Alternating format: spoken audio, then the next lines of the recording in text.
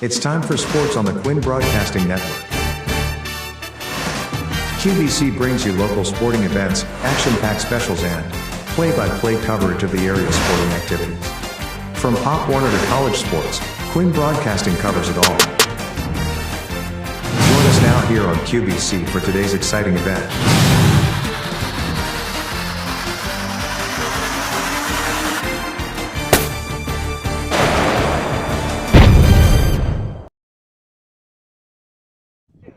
Good evening and welcome to the campus of Atlantic City High School, where tonight Millville Thunderbolts continue their road show, and they'll take their show against the Atlantic City Vikings. With Tyrell Dunn, I'm Rich Van Norden. Tyrell, Millville coming off a performance last week they just as soon forget.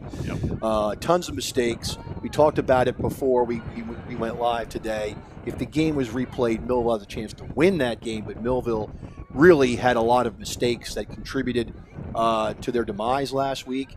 So you've been there before, and I know under Coach Thomas, he probably worked your butt off to make sure you cleaned up those mistakes. Oh, 100%. Like I said last week, because of all those penalties, they were definitely going to be running, and I bet they did a lot of that during practice throughout the whole week, and that's what's going to teach them mentally to not make those mistakes again. They understand that those mistakes led to them losing the game, and then obviously there's other stuff that, went into play. However, those mistakes did not help them at all. So Millville 0-1 on the season, and we flipped the script. Atlantic City exercised the demon of the Mainland Mustangs last week. They played in Delaware, of all places. It was a neutral site, a Salisanium, and Atlantic City won the game 25-8. And Kevin Entrus slinging the football for the Vikings. Oh, yeah, 100%. He had to back up Kiki Roseborough last year, who was a very good athlete for Atlantic City. Went to an all-star game, even got the game-sealing interception for them for the South. But yes, nobody would have ever thought Kevin Entrus would have come in and did the same thing pretty much that Roseborough did, and throwing 2 touchdown passes, rushing for 1, leading actually the team in rushing. So who would have thought?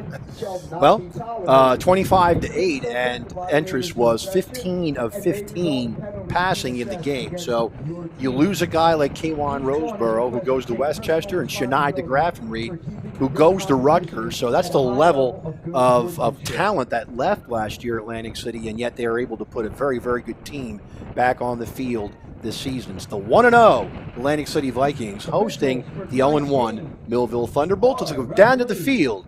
All right, thank you, Rich. Ariel Melendez here alongside Coach Ayala, the man who gets things done here for Millville. I know it's always a pleasure for me to get to talk to you. I know you're a man of few words sometimes, but we always appreciate you coming and talk to us. I don't want to dive too much into the game last week because I know you've already kind of moved on, but safe to say you want to see a much better effort from this group tonight? Yeah, it's not effort, it's just execution. So we just want to execute at a higher level and at the level that we know we can execute at. So as long as we do that, we'll be fine. And I know this team, and you, of course, still have the utmost confidence in Robbie to do what he needs to do. But is there anything specific you want to see from him to know that he's kind of put everything in the past, or is it just, have just a solid game all the way around? I preach, all year, all summer, short-term memory, got to let it go. So we put it to the back of our heads. Robbie's a great athlete, a great football player. So, we're past whatever happened last week, and we're on to today, against AC. And I don't want to go too much into your playbook because I know you're not going to give me too much. Anyway, we saw you guys go to Reggie Holly a little bit in that Wildcat formation towards the end of the game. Seemed like you guys got a little bit of confidence out of that one. Is that something you just wanted to use in that moment, or something that you might go to, not necessarily tonight, just kind of throughout the season just to spark things up? We did Wildcat last year too with certain people and tried to do it with Brooks at times. So I wouldn't put much more into it than we were just looking for a spark. That's it, So, our offense is our offense, and, we want to change things up. We have the ability to because we practice it and rep it. And this is an Atlantic City team that obviously pulled off a big upset last week against Mainland. So kind of what are your keys and what you guys are looking at specifically tonight? Listen, same thing I always say. We got to execute. All right, we got to win. We got to win all 3 phases of the game: special teams, offense, and defense. And we got to play our brand of football. All right, thank you, Coach Ayala. Good luck tonight. Again, Millville head coach, Coach Ayala. I'm Ariel Melendez. We'll be right back with plenty more action here on Quinn Broadcasting. Stay with us.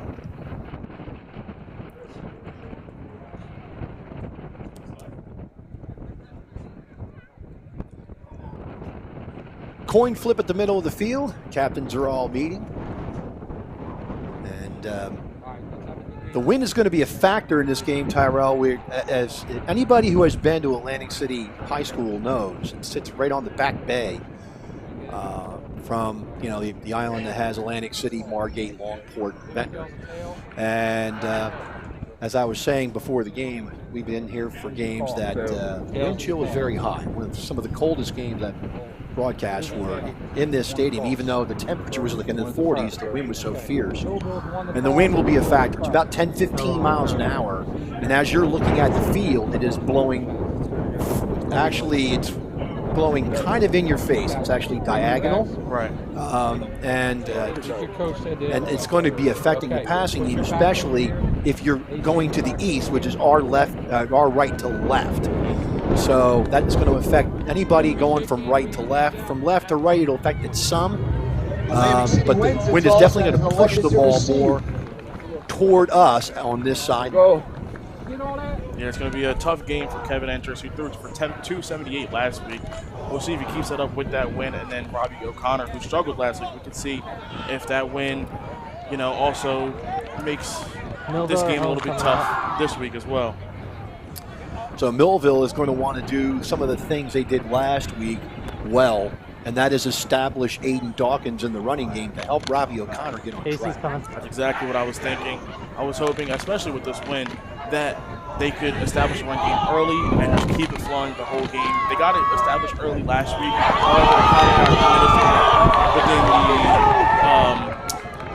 However, within the rest of the game, and hopefully they can keep that run game going. And I think they win this game if they can establish that early. Aiden Dawkins had 5.5 yards per carry last week. He was a bright spot along with Reggie Holly, and we found out, Tyrell, that Reggie Holly is a really good.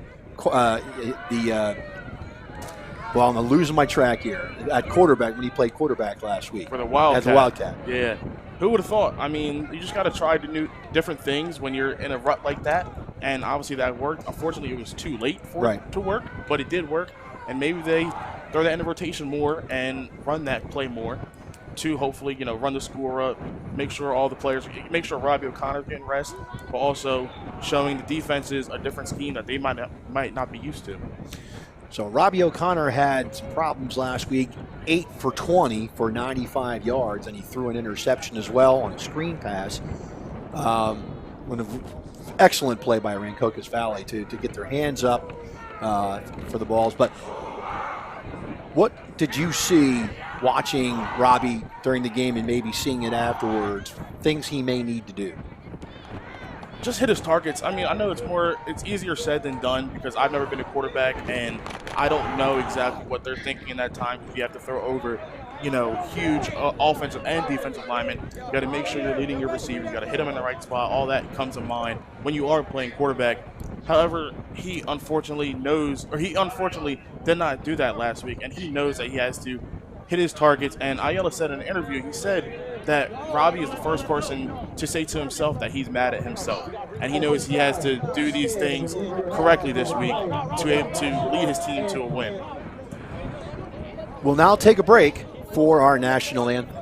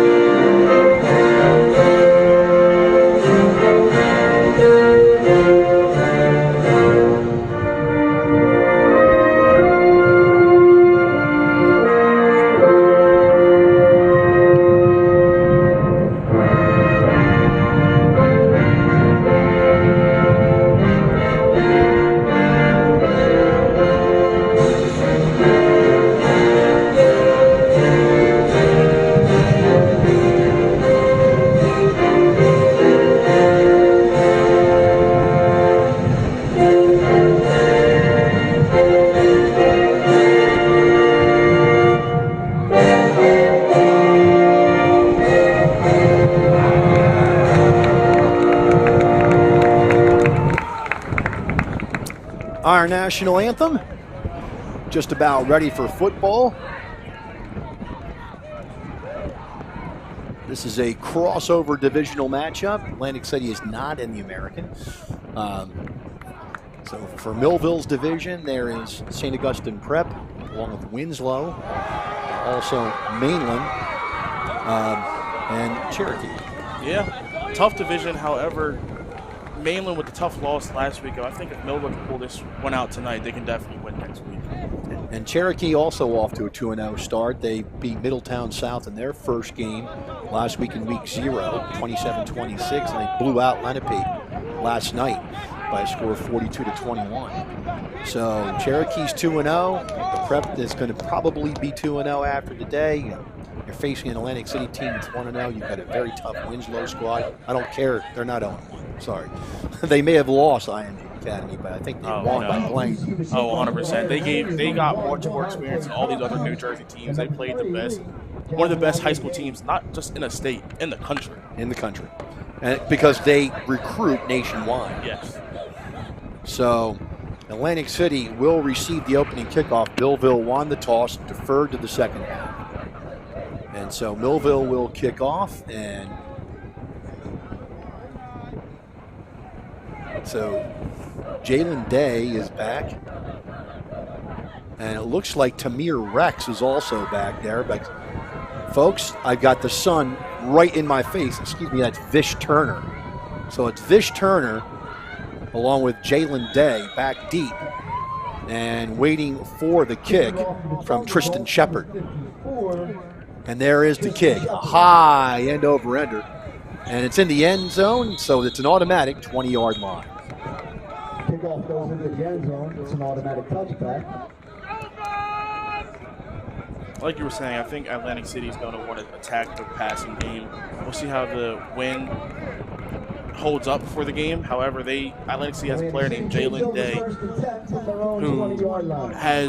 who went for 240, and like you're seeing right now, folks, the key to the game is to contain the quarterback, contain Kevin Entris, who went for 278 last week, and then execute offensively like they didn't do last week. However, if they execute less mistakes, win on special teams, they pull this one out. Yeah, you can't put your defense on the field to bail you out all the time. The offense has to chip in. So it's Kevin Entris, who did play last year in Millville during that blowout after Kwan Roseboro was hurt. Entris has quads to the far side, one to the near side, empty backfield.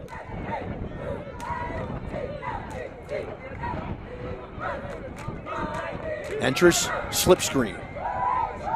And getting up around the 25 or 26-yard line is going to be Jalen Day.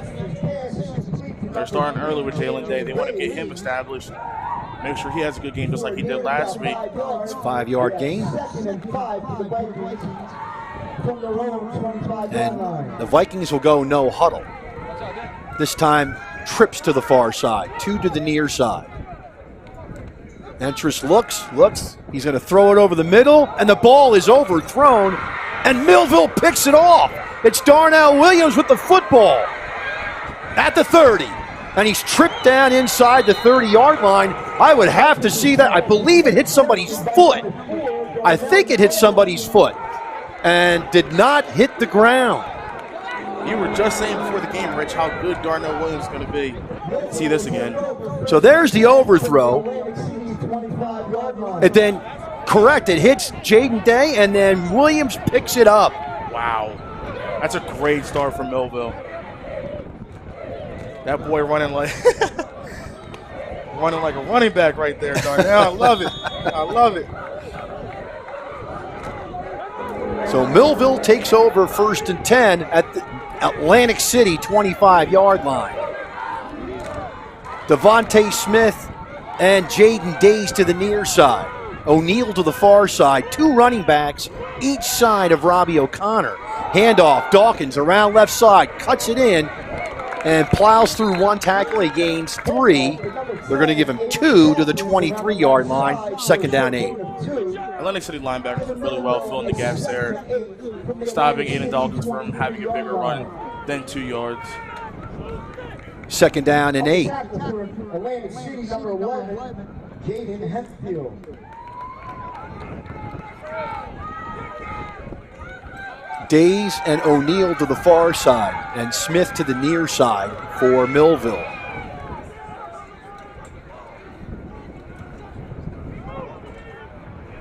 O'Connor hands it off, up the gut. And that's Reggie Holly who fumbles the football.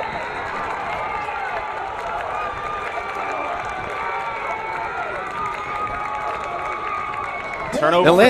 Atlantic City recovers the ball at their own 10-yard line. So turnovers for each team, and Atlantic City takes over at their own 11-yard line. I have to say that was a great tackle by Atlantic City's Quamir Bailey, who Keenan Wright, Atlantic City head coach, was high on the defensive side for Atlantic City. He comes through on that play, but we got to hold that ball.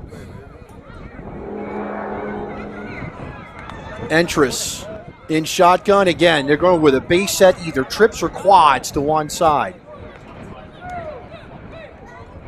Entris back to pass. He's being flushed, and he tries to throw to a receiver, but he was being taken down as he attempted to throw. Incomplete.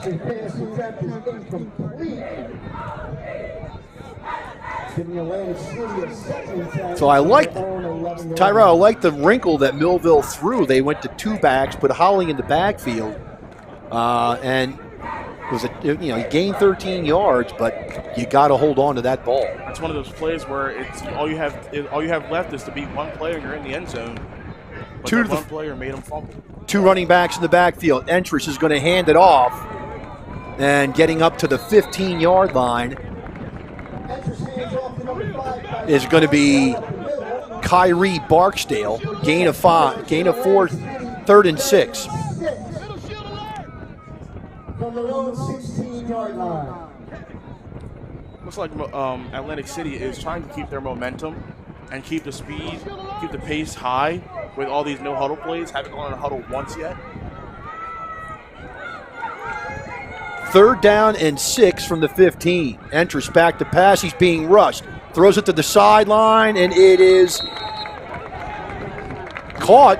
It's complete for a 1st down, and they're going to mark it at the 24-yard line. That's a gain of 9 and a 1st down. Same guy who forced that fumble was the same guy who made that good catch on the sideline. Quamir Bailey right there. No huddle again, too.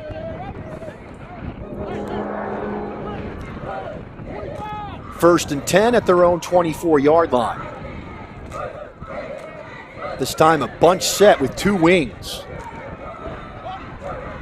Inside handoff, and they're going to throw a penalty flag. We'll see what that is.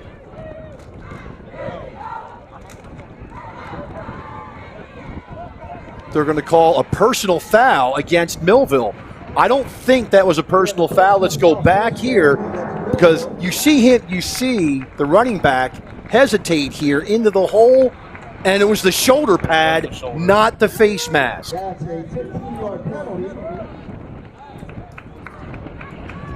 Giving Atlantic City a 1st and 10 from their own 41-yard line. So a bad call by the ref as he took the shoulder pad and not the face mask.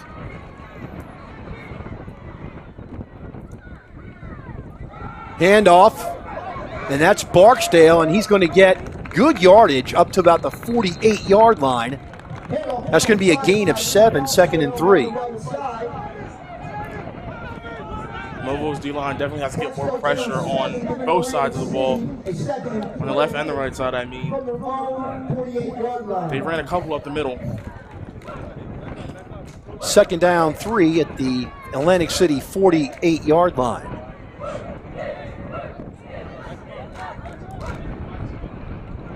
Entris throws the quick hitch. He's got Day out there, and Day gets the 1st down. And look, Entris is saying, look, if you're going to give me 7 yards, we'll take it. That's 2 targets and 2 catches for Jalen Day already early on in the day. 6 yards for Day and a 1st down for Atlantic City. at the Millville 46-yard line. Entrance takes it himself, has room, and he fumbles the football. Millville's got the ball. Entrance fumbled the ball, and Millville recovered inside the 40-yard line. They're going to mark it at the 30-yard line of Millville. Number 9, Jones recovers for Millville, giving Millville a first and 10. That was a great tackle and a great recovery by Jaden Jones. I think he was better off falling on the ball instead of running backwards a couple yards.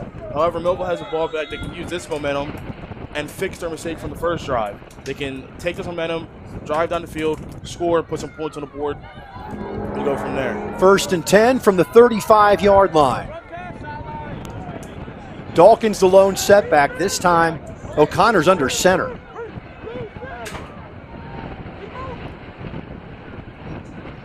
Handoff up the gut, and Dawkins will lean forward for about 5.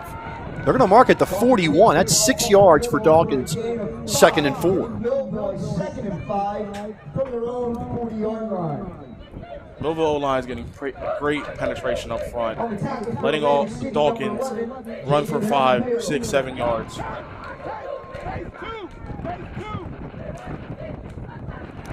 Second and 4 from the 41. Days to the far side. Devontae Smith to the near side. Dawkins the lone setback. Dawkins again, handoff, left side. They push the pile, and getting to the 43-yard line for 2 yards is going to be Dawkins. It'll be 3rd and 2. I said this last week, and I'll say it again. Even though Aiden Dawkins' frame isn't the biggest in the world, he is such a hard running back to take down. He wasn't even tackled there. They stopped because of poor progression. However, he is such a hard running back to take down. Let's go, let down. Hey, 7-11 left first quarter, no score. 3 possessions, 3 turnovers in the game. 2 wides to the far side, 1 to the near side, 2 backs in the backfield. That's Holly and Dawkins. O'Connor puts Dawkins in motion, gives it to Holly. Holly makes the cut. There's going to be a flag, and they're going to call a hold on Millville. That's unreal. We'll see.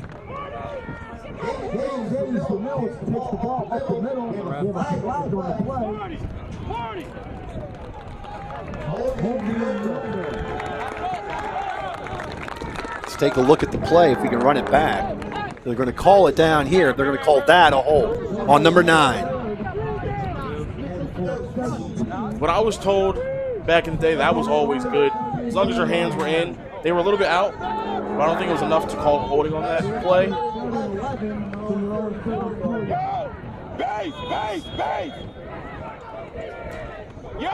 So it's 3rd down, 11. The ball at the 34-yard line of Millville after the penalty. Trips to the near side, 1 to the far side. Dawkins alone set back on 3rd and 11.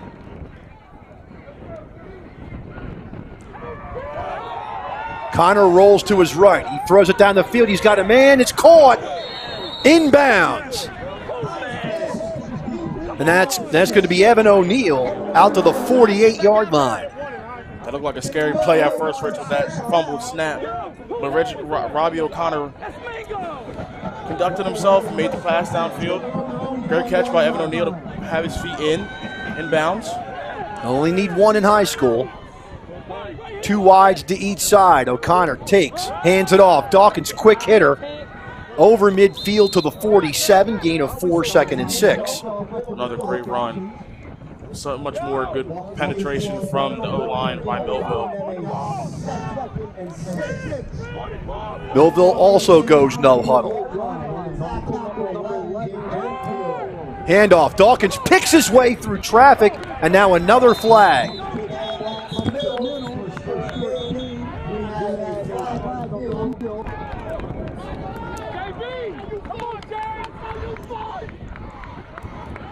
It's going to be another holding call against Millville. It'll send them back to the 43-yard line. Once again with these penalties, Rich, whether we like them or not, they're still getting them, moving them back. They have momentum, and then it just goes backwards.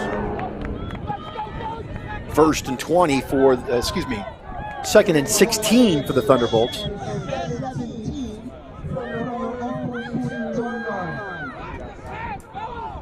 Days to the far side. O'Neal and Smith to the near side. Two backs in the backfield. Second and 16. Handoff, Dawkins. Across the 45, and he'll be taken down at the 46-yard line. It's going to be a gain of 3. It'll bring up a 3rd and 13. That was a really good hit by Omar Kelly of Atlantic City's defense, who Keenan Wright was also high on.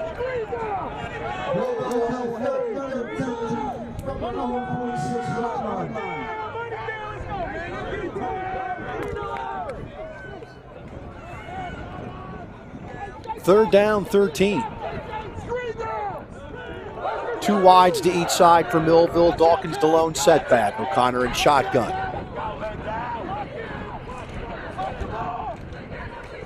O'Connor takes the snap. Straight drop back. Looks, he's got a man, and it is caught at the 40-yard line, and that's going to be Jaden Days. That was a great catch. He looked like he was in double coverage there and still brought the ball down. He had a drop last week, but this is such a great catch to make up for last week and all the mistakes of last week. 13 yards and a first down. Handoff, Dawkins. Down to the 35, gain of 6. Second down and 4. Aiden Dawkins is so shifty, no matter where he is on the field. They're running the inside zone, and he's just still shifty, making defenders miss. O'Connor, straight drop back, looks down the field. He's got Holly, and the ball's tipped away. Nice play. Coming up, that's Sir Lucky.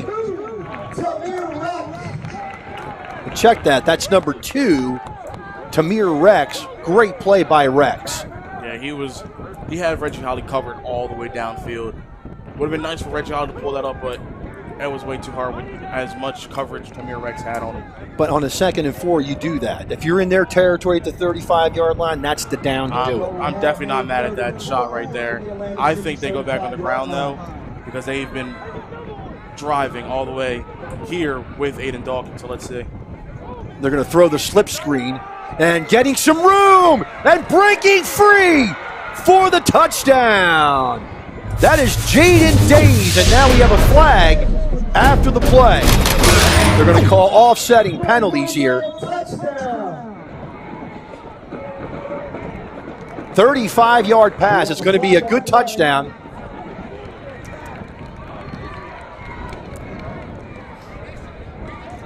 Like Tamir Rex and Devontae Smith were getting into it. Nayela is not happy about that whatsoever, and I wouldn't be either. Just had I think that was Reggie Holly. Was it? The jersey's rolled up, so I can't really see that well.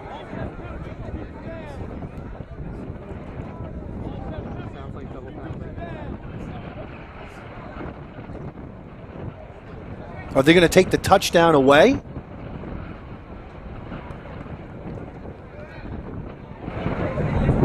It's a touchdown. So we have offsetting penalties and a touchdown. You're right, it was Reggie Holly. Because Devontae Smith is still on the field, so.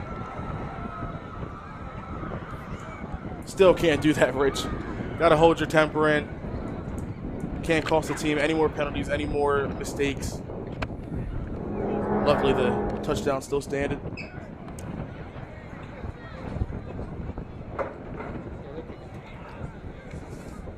Kicking the extra point is Millville, number 12, Sincere Gilmore. Correction, number 32. That's Amelia Holmes. There's the kick. It is up, and it is good. 3:38 left first quarter, 7-0 Millville. Back after this. Millville Thunderbolts 7. Mintz Insurance, we're proud to have been serving our customers for nearly 80 years, offering 30 different insurance products for your auto, home, and business. And to help ensure that you're getting the best rates possible, we give you up to 3 quotes for every policy, so you can choose what's right for you. At Mintz, we're part of the community, local representatives, supporting events, and proud of it. It's part of who we are. Mintz Insurance. Call today and find out how we can help you save on insurance, or visit us at mintzinsurance.com. It's time for Thunderbolt football.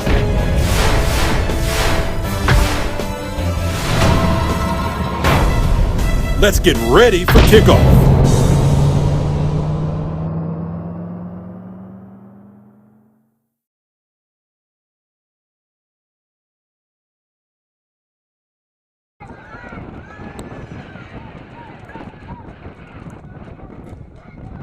.338 left first quarter. 7-0 Millville, 35-yard slip screen to Jaden Days.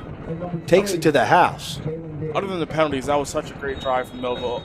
Putting Aiden Dawkins on the ground and then establishing the slip screen with that. Shepard with the kick. High end over kick. And it looks like it's going to be Thompson.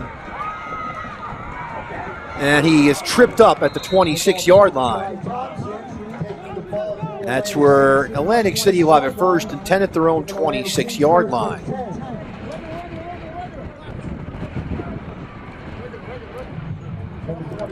So Millville playing a little bit more crisp on offense, but still 3 penalties for 35 yards in the game by the Thunderbolts. So they're not getting the offside penalties, they're getting the big ones. Yeah, still, I understand that, the penalty at that last play didn't cost them a touchdown, but it's still costly because, one, your tempers are raised now. You're not going to play this with the same mindset you came in this game with. Trips to the far side. Barksdale now in motion. They're going to throw it to him out in the flat. The ball's picked off. Jaden Jones, touchdown! That's insane, Brady. It looked like the ball was thrown to him on purpose. Wow, what a play. 20. Let's see exactly how far it was. It was a 20-yard interception return for for Jones. Wow. He read that all the way.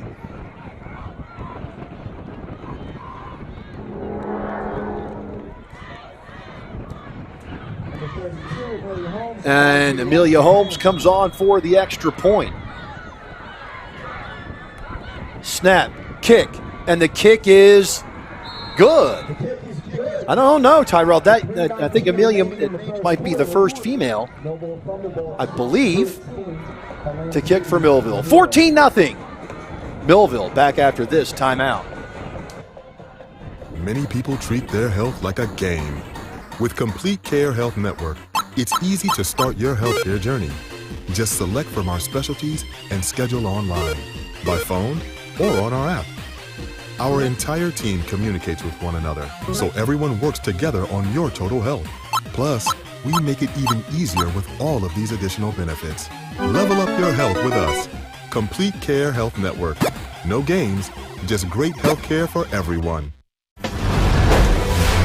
It's time for Thunderbolt football.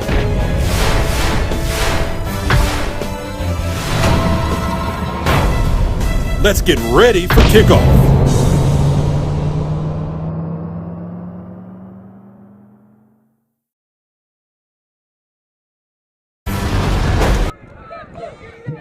Tristan Shepard going to kick off again. Jalen Day and also Dante Thompson are also deep for the Vikings. And there's the kick, a low end over Squibby. And it's picked up by Day. And Day gets over the 30, near the 35-yard line. And that's where the Vikings will have it first and 10 as at the Atlantic City 42-yard line, where AC will take at the 37-yard line of Atlantic City. Correction, 37-yard line. So, Tyrell, you live by the slip screen, you die by the slip screen, and if that linebacker reads it, that's the result. Oh, 100%. He read that, like I keep saying it, but he really did read that all the way. Good hands, too. The ball was right in his face. I don't know how he held on to that, but good on him. And it's not a slip screen, I'm sorry. It's a flare screen out to the running back. Entris will option, and there's a ball's on the ground. And recovering it is going to be Chambers is going to pick it up at the 27 or 8 yard line, depending where they spot the ball. And a timeout, Atlantic City. Much needed timeout from them. 2:56 left in the first quarter. 14-0 Millville. We'll be back after this. TD Bank sees millions of transactions, but we never forget it's the humans behind them that matter most. So, even though we're leading, changing where and how people bank, and we have the financial strength and industry expertise to support small and global businesses, we'll always believe in putting people first. And believing that is how we're making banking unexpectedly human. And now, back to the game.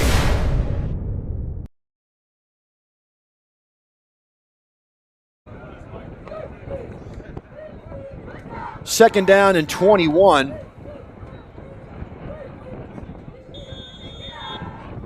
And coming in at quarterback is Marvin Burrows for the Vikings. Handoff up the gut. Getting room and getting tackled maybe at the 33 or 34 yard line. It's going to be Chambers. And Chambers is going to get to the 34 yard line. That's going to be a gain of 8. It's going to be 2nd and 14. Or 3rd and 14, excuse me. And that would have been a great run on 1st and 10. Not 2nd and forever. Millville showing a gap pressure. And now we have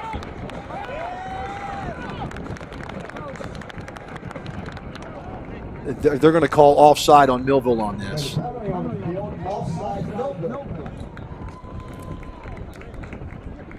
Do we have that, Ryan? Do we have them lining up? I didn't see one player cross the line. They were all stand-up.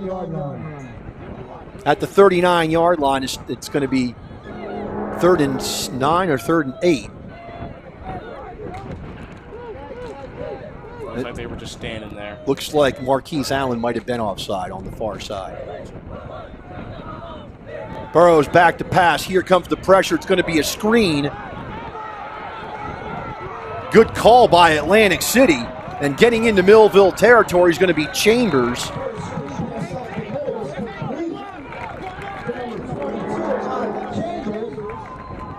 That screen 26 yards on the screen. Sorry, Tyrell. That screen actually worked for them because Millville was bringing the pressure all up the middle, and from the left side, the far side, they threw it to the right side. Smart move by Atlantic City to get that yardage there. And now we have a flag.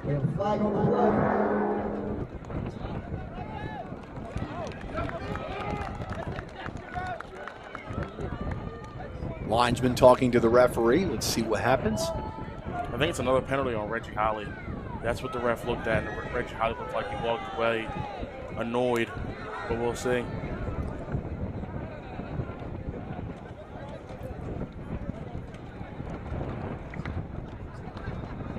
And they're still discussing it.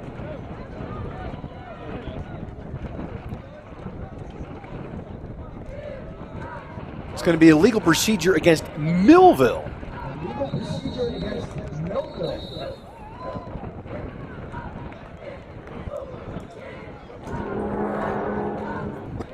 Ayala is not happy with Reggie Holly as he's taking him out the game currently.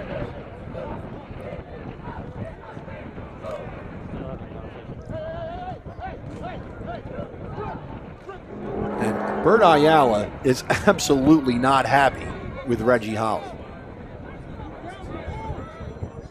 First, no penalty assessed.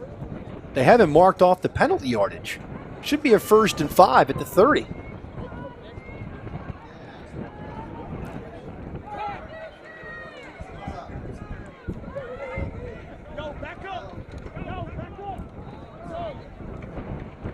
Okay, so it's going to be 1st and 10 from the 35-yard line.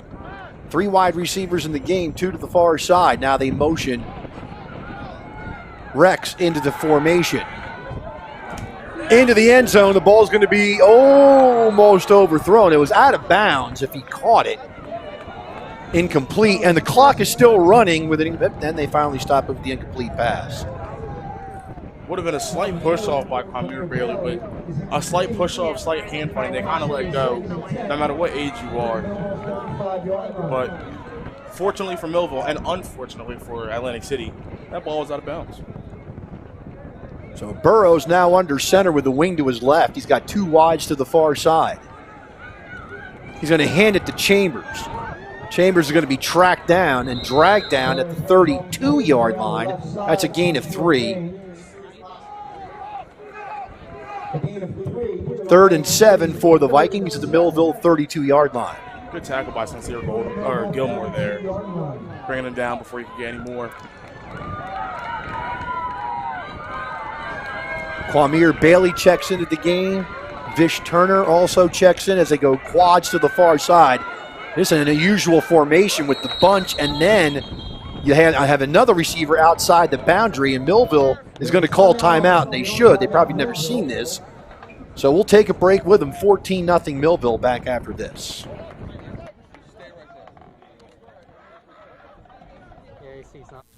Hello, I am Roy Shepard. And I'm Carmen Del Vicario. And I'm Joe Durella, and we are Team Millville for City Commission. We have an aggressive agenda to bring Millville back. Number 1, financial stability. 2, invest in our police department and public safety. 3, economic development. We bring vision, integrity, and experience. Vote Team Millville on November 4th. Paid for by R.M. Quirk, Treasurer. And now, back to the game.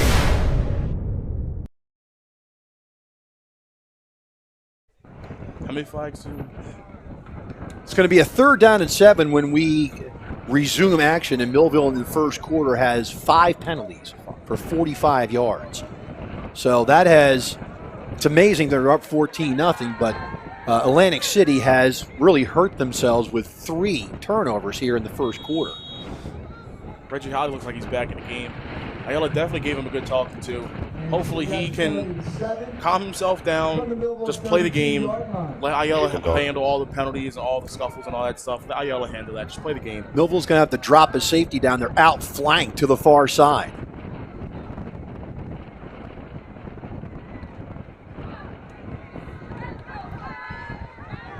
Third down and 7. Burrows in shotgun. Back to pass. Over the middle. He's got a guy wide open at the 20-yard line and breaking tackles. And getting down to the 1-yard line is Tamir Rex. So a gain of 31 on the play. Look at this replay here.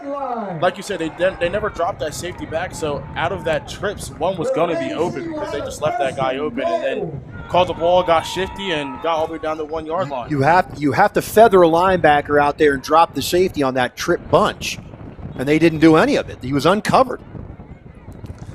So at the 1-yard line, it's going to be 1st and goal, and going straight ahead is Jared. I think it was Jared Barnes. I don't know if you caught that, Rich. They put Jaden Hemphill under center, and they snapped it under him straight to Jared, and they tried to do like some kind of trick play that didn't go well for them, of course. 2nd and goal from the 1. Clock ticking. And that's going to be the end of the first quarter. With the score, Millville 14, Atlantic City nothing. Back after this timeout. That is the end of the first quarter. Celebrating moments, honoring memories. Christie Funeral Home in Millville, New Jersey has over 125 years of dedicated service to the community. Whether you choose burial or cremation, you can hold a funeral service to honor your loved one. We are happy to provide a traditional funeral or something completely unique. Our honest service and commitment to excellence have served our customers well, and you can rest assured that we can assist you in your time of need. Christie Funeral Home in Millville, New Jersey. And now, back to the game. Getting ready to start the second quarter of action, and Atlantic City will have the ball second and goal from the Millville 1.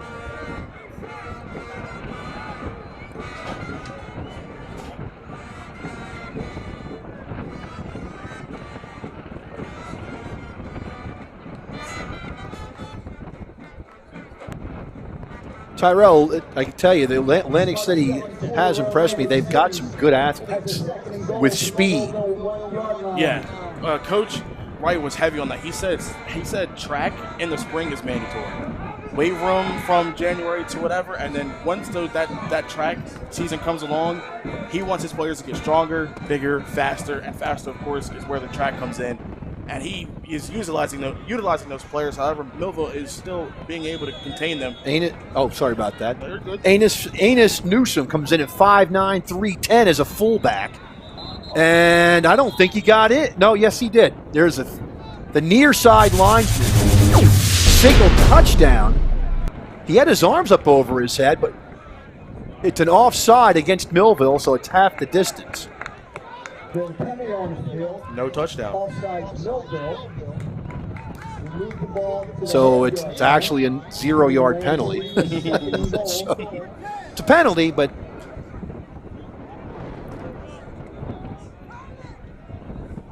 straight ahead and trying to get in, and getting in is going to be Jaden Hemphill.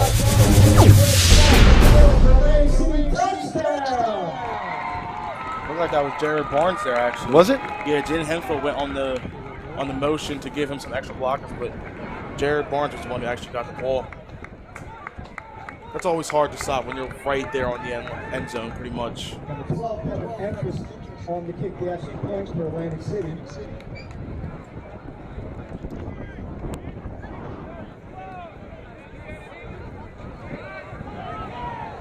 Now they bring in another player off the bench, exclusive Dublin.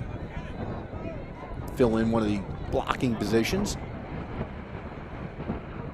The holder is Tamir Rex. The kick is up, and the kick is good. And that kick is from Kevin Entrust, the quarterback. Yeah. 11:55 left second quarter, 14-7 Millville. Back after this.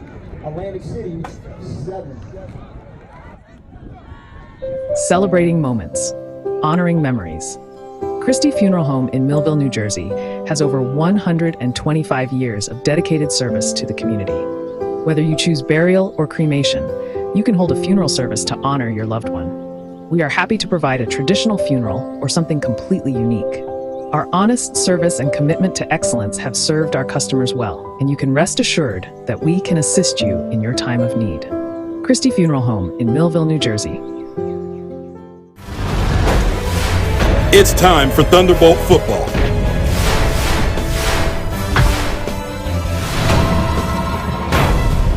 Let's get ready for kickoff.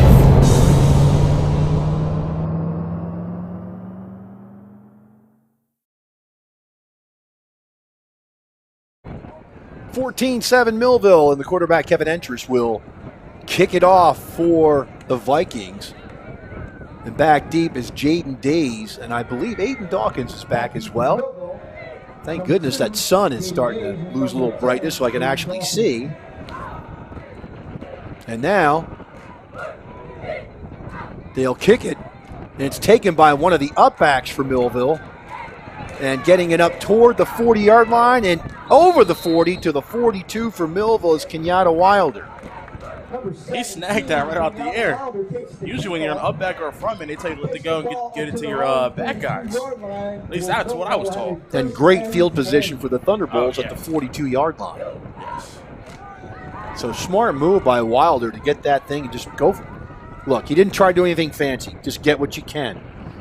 And he was able to actually keep his feet moving to the 42-yard line, which was fantastic to see. The coaches always say keep them chopping. No matter how many men are, you keep them chopping. Two wides to the far side, two near side. Robbie O'Connor is in shotgun with Dawkins to his right.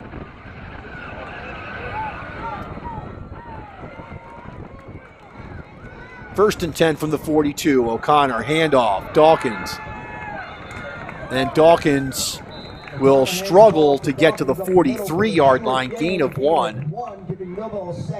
Second and 9 for the Thunderbolts. Omar Kelly again was there first. He slowed down Aiden Dawkins' momentum for the other AC players to come in and take him down for only that 1-yard gain. Millville has a 2nd and 9 from their own 43-yard line. At the 43, 2nd down 9 for Millville. Millville is going to go trips to the short side into the boundary. And they go tight end far side with Dawkins in the backfield. 2nd and 9. Handoff, Dawkins again. And out to the 45-yard line. Gain of 2 will bring 3rd and 7. Once again, Omar Kelly is right in the face, right in the backfield as soon as the play is called. Our tackles, right and left, had to do our better job of containing him. I understand he's quick and he's an edge. However, we have to do our best job, a better job at doing that. 3rd down 7 for Millville at their own 45-yard line. 2 wides to each side. O'Connor in shotgun. In motion goes O'Neal. O'Connor back to pass, and now we have a flag. And it's going to be against Millville, the 7th penalty against Millville.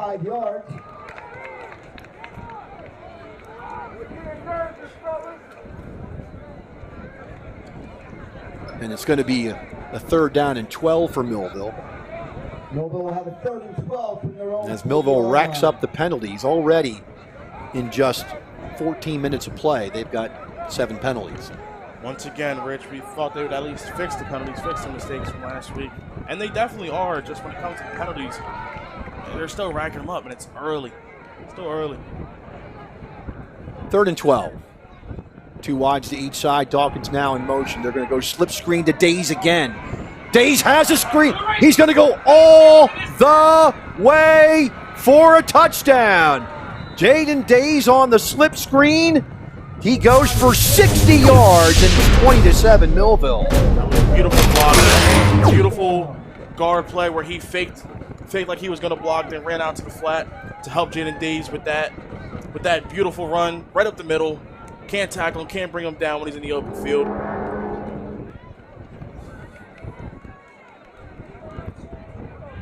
Yeah, the screens are definitely working. Isaiah Johnson came out into the flat, like I said. Set up 1 block. That's all Jaden Days needed, was 1 singular block to get that touchdown. Holmes on for the extra point. Snap, ball down, kick is up, and the kick is good. Just snuck over the bar. 9:41 left in the first half. It's 21-7 Millville. Back after this. Celebrating moments, honoring memories. Christie Funeral Home in Millville, New Jersey has over 125 years of dedicated service to the community.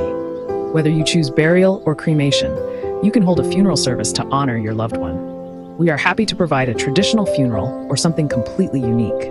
Our honest service and commitment to excellence have served our customers well, and you can rest assured that we can assist you in your time of need.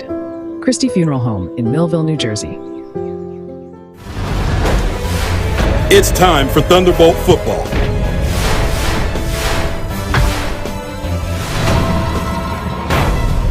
Let's get ready for kickoff.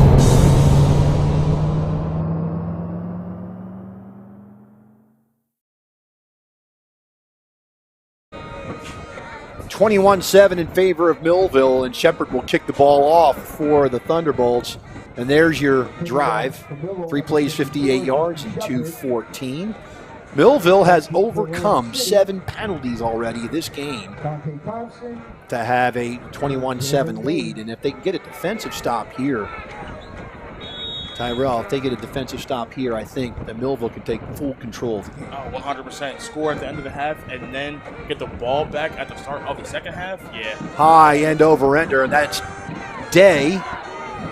And he fumbles the football. Who's got it? Atlantic City catches. The ball was bouncing all over the place and recovered by the Vikings after the Day fumble.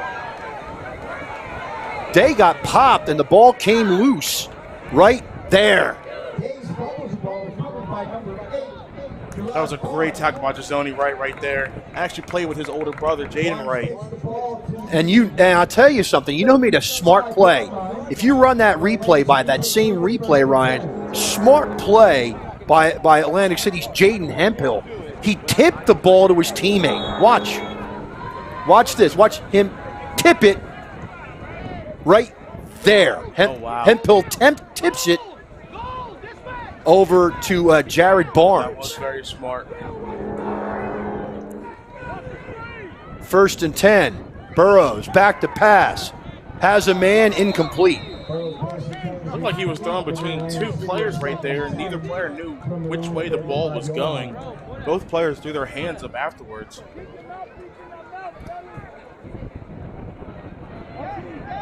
Second down and 10 from the 35-yard line.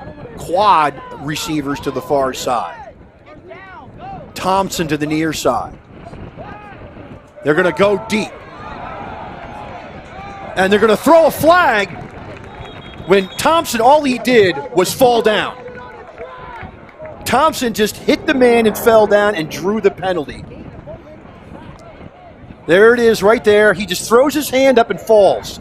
There was no contact, and he gets the penalty.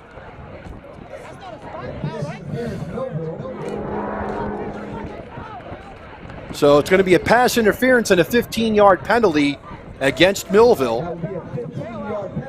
This is going to be funny to say, Rich.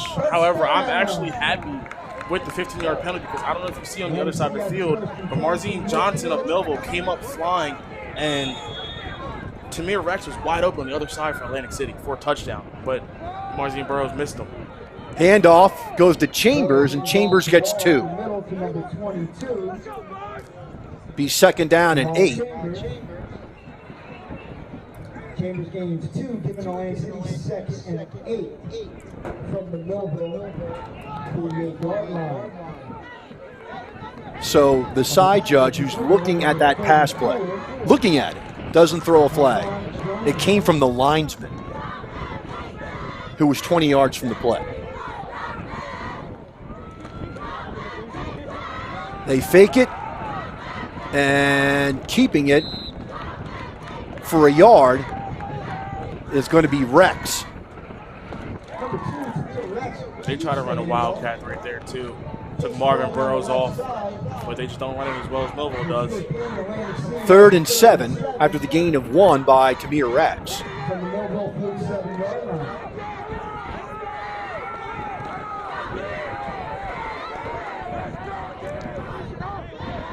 Third down and 7. Burrows at quarterback. Straight drop back. Here comes the pass rush. He throws it deep, and the ball is caught at the 15-yard line. Gain of 32 yards. How did he pull that one in, Rich? Wow. He kind of like snagged it and brought it up so it didn't hit the ground. That's Jalen Day, one of their top receivers on the team. And that's Jalen Day for 32 yards.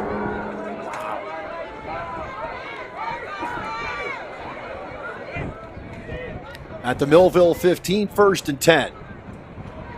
Handoff, Chambers, and he's going to be hit, but bounces and goes to the outside, and he's taken out of bounds inside the 10. Those hard hits and everything are cool, but you got to wrap up, Rich. You take the wrap up, take the soft wrap up rather than the hard hit. Maybe he fumbles, maybe he doesn't, but you got to wrap up there.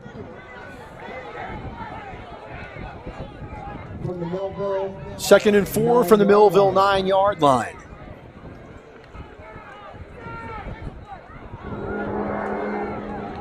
Trips to the near side for Atlantic City. Barksdale back in at running back. They flared out. And a tackle.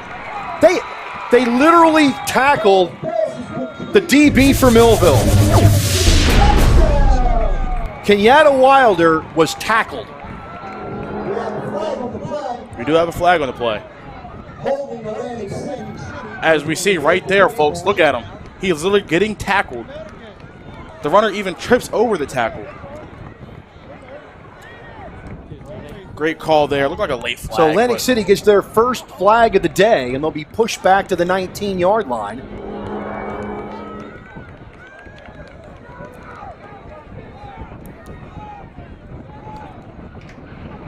And it'll bring up a 2nd down and 14 from the 19.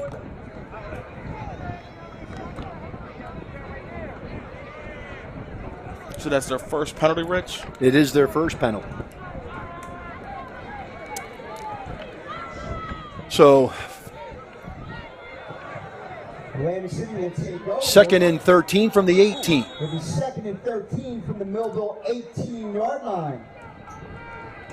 Straight ahead handoff, and getting inside the 15 to the 11 is Barksdale. That's going to be a 7-yard gain. It's going to be 3rd and 6. Big play for the Millville defense here. Third downs are always big plays, no matter what, but especially inside the red zone. You have the momentum on your side. You stop him here, and you stop him on 4th down. You drive down, put some more points on the board. Quick screen, and taking the ball into the end zone is going to be Kenai Austin. And now we have a flag against Atlantic City, I believe. It's going to be an 11-yard pass from Burrows to Austin. And a poor job of tackling here for Millville. It's Breon Cuff. That's exactly what I was talking about, Rich. They want to go for the hard hit instead of the simple tackle. Kind of frustrates me, the football player in me, Rich. They tell you that all the time. They want you to get your head on the ball and make a good tackle, not go for the hard hits. And clearly that cost us on 2 plays this drive.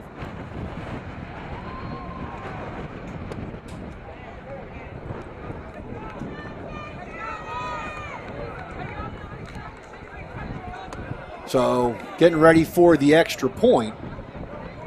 I believe the penalty, they're going to make Atlantic City kick the ball from 15 yards back, which is a smart play by Coach Ayala. They usually give you the choice, extra point or kickoff. So it'll be an extra point from 35 yards. Yeah, the penalty, taking the extra point back 15 yards. So Entris will kick it. It's going to be a 35-yard extra point attempt. Snap the ball down. The kick is up, and the kick is good. No good, excuse me. No good. 6:14 left in the first half. It's 21-13 Millville. Back after this. Hello, my name is Craig Atkinson, and I am president of the Millville Thunderbolt Club. The mission of the Thunderbolt Club is to enhance the athletic experience of Millville High School student athletes. We provide a myriad of services for these athletes, including end-of-year recognition banquets for all teams, stipends for teams and individual athletes, college scholarships of $35,000 per year, meals for special events, as well as hosting the Mike Trout Millville Thunderbolt Club Golf Tournament and the Millville Sports Hall of Fame. Please visit our website at millvillethunderboltclub.com for additional information. It's time for Thunderbolt football.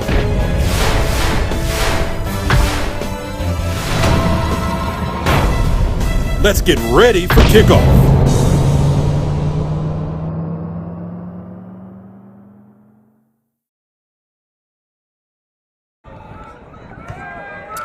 (21-13) Millville. 6:14 left in the first half.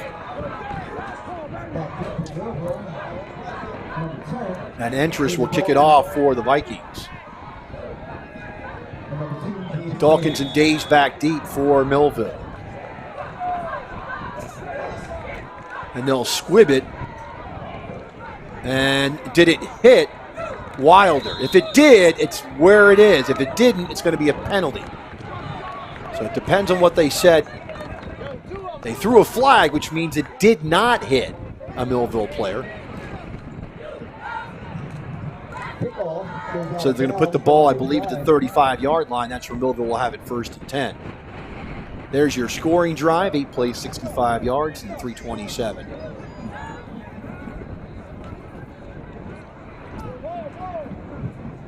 Millville will will take over first and 10 from their own 35-yard line. So Millville will come out in the field.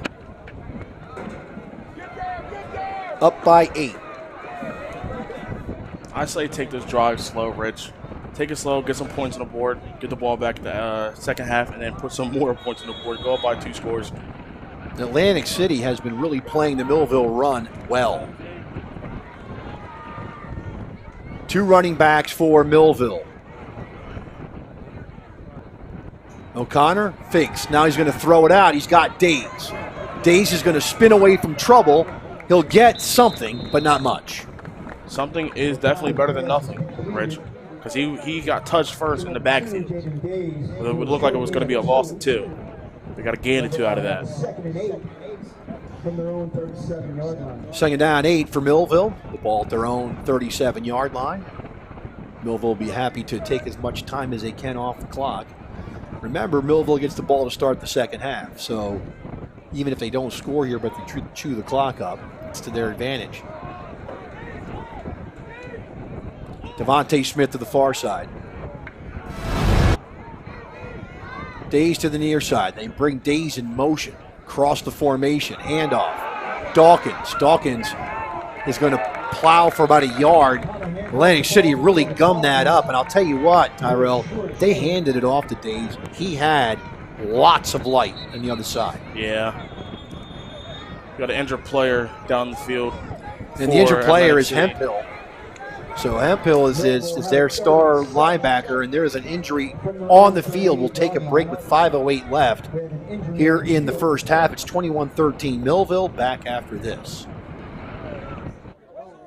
Imagine living without pain. For over 35 years, Doctors Beebe and Doyle have helped thousands of people find relief from all types of pain. Millville Chiropractic Center has 4 doctors on staff specializing in hands-on or light-touch, drug-free pain relief methods. The examination, x-rays, therapies, and adjustments are all performed at one location. Schedule a consultation today. Enjoy life without pain and discomfort. Millville Chiropractic Center, the area's #1 pain relief center.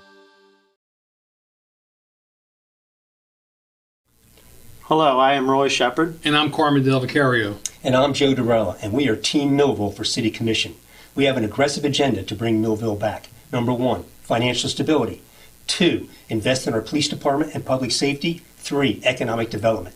We bring vision, integrity, and experience. Vote Team Millville on November 4th. Paid for by R.M. Quirk, Treasurer. And now, back to the game. 3rd and 7 for the Thunderbolts as we return to action. And Hemphill was able to walk off the field a bit gingerly, but under his own power. Trips to the far side for Millville on 3rd and 7. O'Connor fumbles it, recovers it, rolls to his right, throws, and there's got to be a flag there. There was definitely contact for the catch, Rich. They're going to call the catch at the 42-yard line for a gain of 5. It's going to bring up a 4th down and 3. I don't know. Let's look at this here. I don't know. He looked like he came a little bit early there, Rich. He absolutely came there early. No question about it. It's crazy. We can see that on the other side of the field, on the top in the booth. 4th down and 3 for Millville. Ball at their own 42-yard line.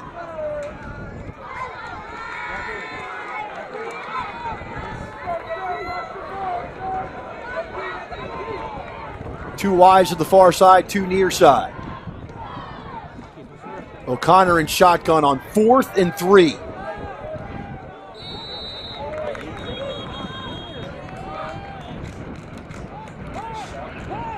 And Millville is going to get hit with a delay of game penalty. That was a quick timer. That was a quick 40 seconds. Bring out the punt team now. So back deep is Thompson for the Vikings. Jaden Jones will punt it away for the Thunderbolts. Back to receiver, Brooklyn Atlantic City, number 1, Dante Johnson. There's the snap and the kick. A high, lazy kick. It will take somewhat of a Millville roll. Thompson fumbles the ball, and Millville recovers. At the 38-yard line, Thompson overruns the ball, and Millville recovers at the 38-yard line. Looked like he was trying to take that ball off the bounce and just run with it because he did have some green in front of him. But you don't got to make that. You can't make those mistakes down 8 in the second quarter. That's the 4th turnover. The Atlantic City 38-yard line. At the 38-yard line, a huge turnover in this game.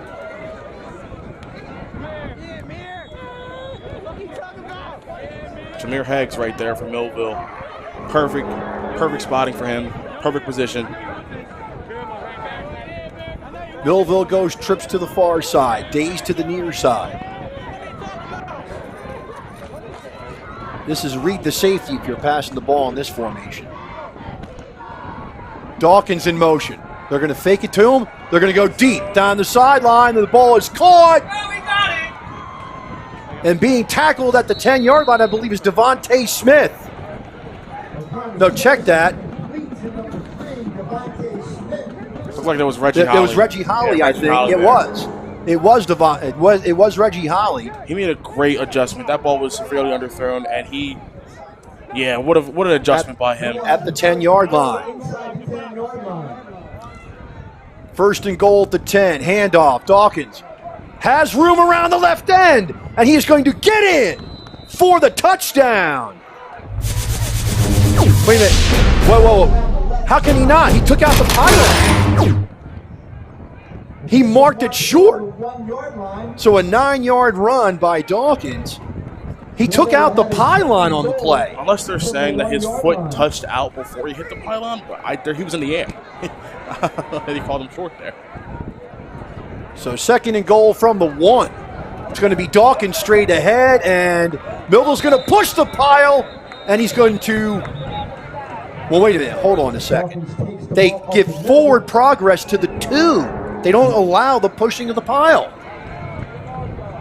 Here's the play. He is going to be tripped up, and then he takes out the pylon. That's a touchdown all the way. He's in the air. That is a touchdown all the way. So it'll be a 3rd and goal from the 2-yard line.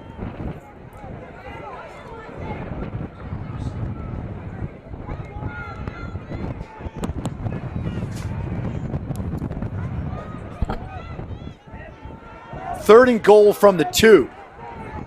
Darnell Williams at one of the running back positions. They're going to go Dawkins around right end, and they're going to call another penalty against Millville. This is going to get called back. We have a penalty on the field. Holding Millville.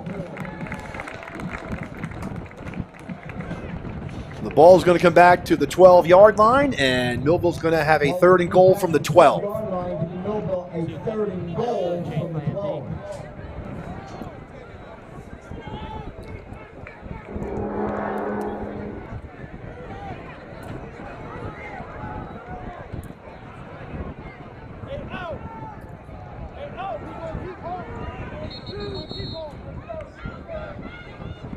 Ball's at the 12-yard line, and Millville looks like they're going to call timeout.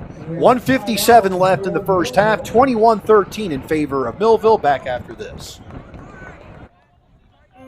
Coffee. Ah, the smell of fresh roasted coffee beans. The aroma, the taste, and the warmth of a fresh hot cup of coffee. It gets the day going. It's a daily ritual for many people. Imagine how much more a fresh taste of God in the morning would get your day off to a great start. Come visit us. We'll tell you how. New Life Church, Millville, New Jersey.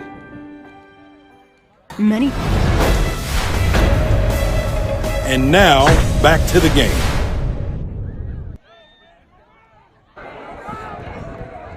Third and goal from the 12 for Millville. Millville has a 3rd and goal from the 12.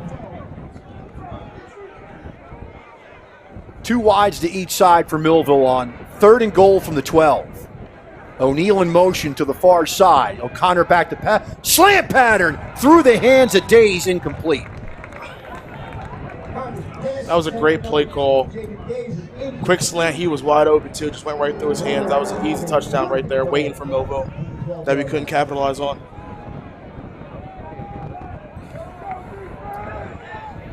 Fourth and goal from the 12. And Tristan Shepard does he kicks off. I mean, I can't see why not try to. It's not a long field goal. He's got a good leg for the kickoffs. I guess it's because it's a little bit different kickoff versus people rushing at you, but we'll see if they can capitalize here. 4th and goal. Ball at the 12. O'Connor, straight drop back. Looks into the end zone. The ball is overthrown, incomplete. So Millville's robbed of a touchdown, then they're called for a penalty that sets them back, and they can't capitalize. I guess the bright side here, Rich, is they wasted a lot of time. Although 144 is still a lot of time to drive down the field, I think if Millville stops them here, they get the ball back, like you said, at the beginning of the second half. But this play would have been hard for Robbie O'Connor. Evan O'Neal was open in the corner. That would have been that would have had to been a perfect ball and a perfect catch for the touchdown for Millville. So 1st and 10 for Atlantic City at their own 12. 21-13 Millville. Day to the far side. Actually, Day has a lot of company on the far side. They got quads out there. And Thompson to the near side. Burrow remains a quarterback. Millville walks up some coverage. And breaking free is going to be Day as again, Coach Core is allowing that quad set to outflank Millville. And so the ball goes out and they'll mark it at the 33-yard line for a gain of 21.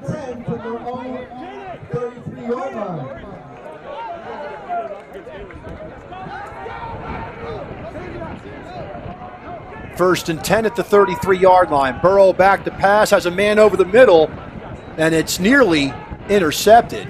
And Thompson's looking for an interference. He already got one, so he's taken care of. He's got his allotment. Nah, there was no interference there. The quarterback just threw into double coverage, threw it behind him. There was multiple things going wrong there where there was no interference there. 2nd and 10, the ball at the 33-yard line.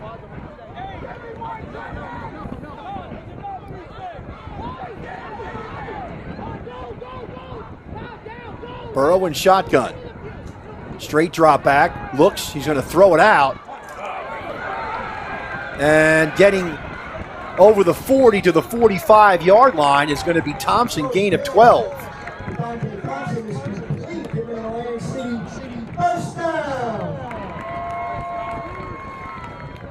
And City has a first and 10 from their own 45-yard line. 56 seconds left in the half.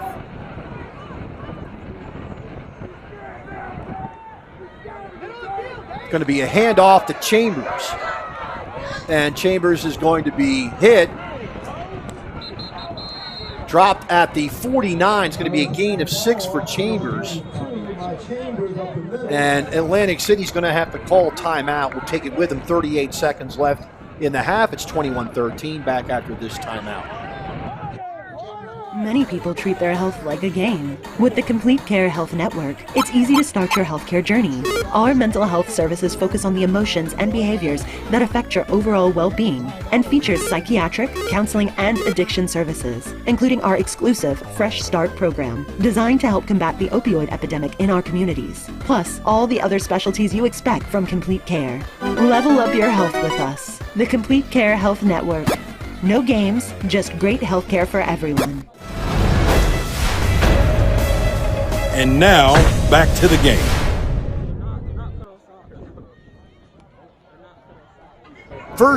Second and 4 for Atlantic City at the Millville 49 after we resume play. Atlantic City has one timeout remaining. 38 seconds on the clock. So Millville should focus on keeping the play in bounds. Not only in bounds, but make sure they're tackling. We were talking about that during the break. We got to do better at tackling. These arm tackles, that's what causes a problem with Savion Adams last week, was the arm tackle. Got to wrap up and bring him down. So 2 wide to the near side, 2 to the far side.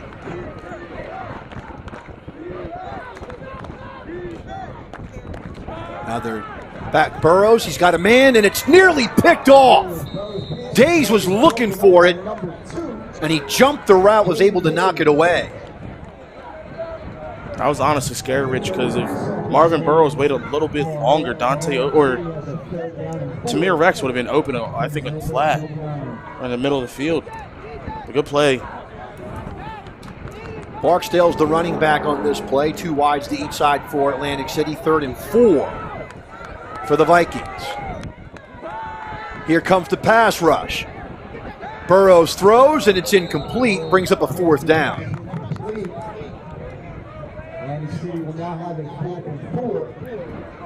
Great pressure right there by Millville.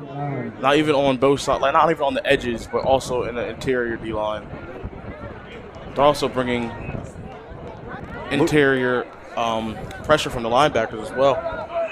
Looks like Exclusive Dublin is going to be the punter on this play, and I'm sure that they're going to be prepared for the fake. It's 4th and 4.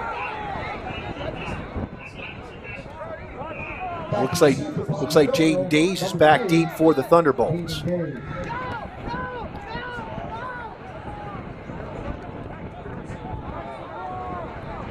And there's the snap. It's not good, and Dublin gets it away. Days is going to let it roll into the end zone. The wind carried that a little bit, and Millville nearly blocked it. 18 seconds left. That would have been huge if Millville blocked that. Great field position with 18 seconds. I know that's not a lot of time, but you throw one down the field, hit your target, that's a touchdown there. Unfortunately, they're now getting the ball on their own 20. Do you run plays here, Rich, or do you just let the clock run out and get the ball in the second half? I am always aggressive, and I have got a wide receiver the size of Jaden Days, and I would put him over here on Tamir Rex, who's not nearly his size. Rex 5'9", 170. Days is about 6 foot, 6'1", and with a definite size advantage. And I would say, you know what, go up, big fella, go get it. Give it a shot. Exactly what they're doing, too. We'll see if they throw it downfield, though. Well, they're going to go with a double safety look, so whoever is going to get help. O'Connor fakes. Now he throws to center screen. And nice play coming up. And that's Hempel, who came out off that injury. But that was a well-constructed play by Millville. It's a safe taunt. That was a real well-constructed play. You just got to hold that block for one more second, and there was green. And that's the end of the first half of play. It's Millville 21, Atlantic City 13. Back after this timeout.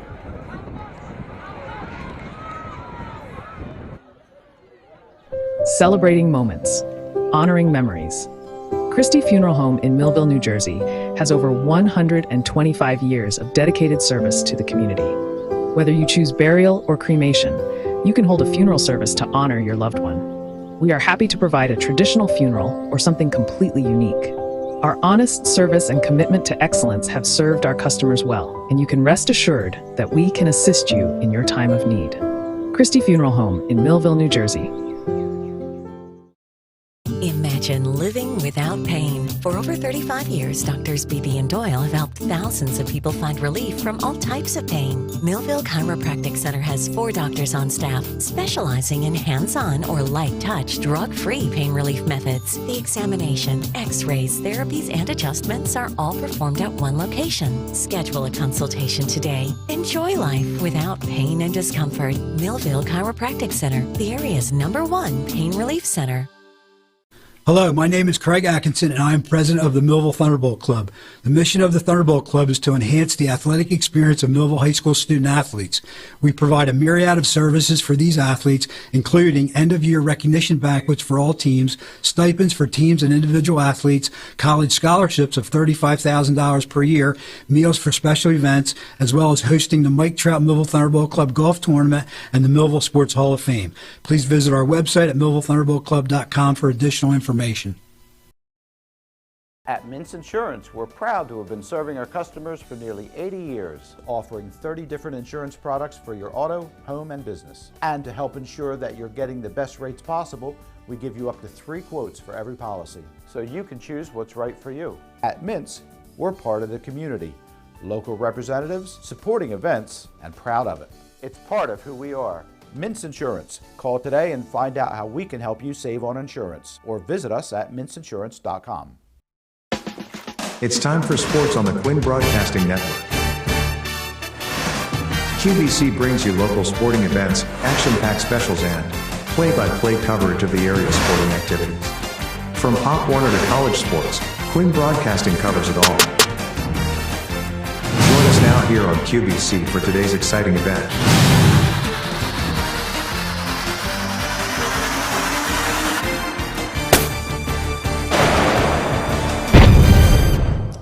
Back here at Atlantic City High School, the home of tonight's matchup between the Millville Thunderbolts and the Atlantic City Vikings. I'm Ariel Melendez. Pleasure to be joined by Atlantic City head coach Keenan Wright. Thank you for giving us a chance to highlight your program. We always want to give the opposing team a chance to kind of highlight your team and talk about your strengths.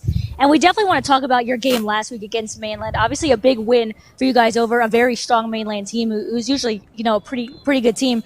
What was kind of working right for you guys that you were able to pull off that big win? Well, one, I think we were prepared for that game. Your week 0 games, you try to, put as much film together as you can, within that year, because every team is different from year to year. So I just think we were well prepared for that game. Having 3 months to prepare for a team is definitely an advantage. And you guys obviously kind of maybe had to change the game plan a little bit, your quarterback getting hurt, but it seemed like you guys didn't miss a beat, and it certainly seemed like neither quarterback missed a beat with Jalen Day throughout the game. He had a couple of big plays, so if you can kind of just talk about him, and is he someone, you expect to have someone we should be looking out for tonight? Yes. So we have a saying, stay ready, so you have to get ready. So Jalen Day has been around a couple years, so we had a few players that required to get the ball. So now that those players are gone, he's going to be a guy to look out for in South Jersey. And is there any other kind of names on this team that you want to highlight and give us a little bit about? All of them. Nice and easy. And obviously a much different team than last year, but when you guys faced Millville last time, it was pretty big loss in that regard. Do you guys look at that at all just for tendencies or anything, or you just flip the page the next year? You can't look at the past. They're obviously a really good team, a really good program, and have been for years. We haven't beaten Millville since like 2014 or something like that. I was coaching that game. It was at Millville. It's always prepared. Coach does a great job with them. They're solid. Yeah. And lastly, kind of after that big win against Mainland, how do you guys, prepare for tonight and go up against, a Millville team that did struggle last week, but still does have the stars, so what are your keys going into this? Try to keep the stars from getting the ball.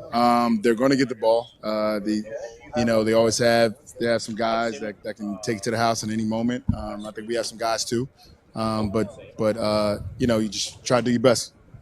All right, thank you, Coach Wright, and good luck tonight. Again, that was Atlantic City Vikings head coach Keenan Wright. I'm Ariel Melendez. We'll be back with high school football here on Quinn Broadcasting as the Thunderbolts take on the Atlantic City Vikings. Stay with us.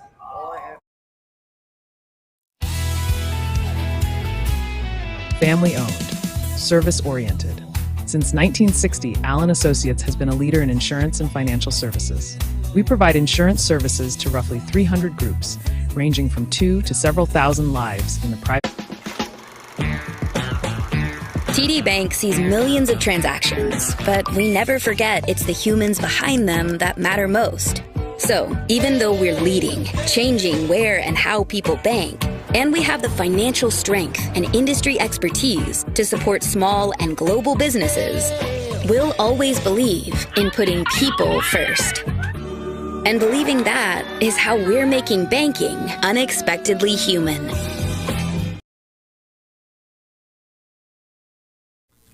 Hello, I am Roy Shepard. And I'm Carmen Del Vicario. And I'm Joe Durella, and we are Team Millville for City Commission. We have an aggressive agenda to bring Millville back. Number 1, financial stability. 2, invest in our police department and public safety. 3, economic development. We bring vision, integrity, and experience. Vote Team Millville on November 4th. Paid for by RM Quirk, Treasurer. Family owned, service oriented.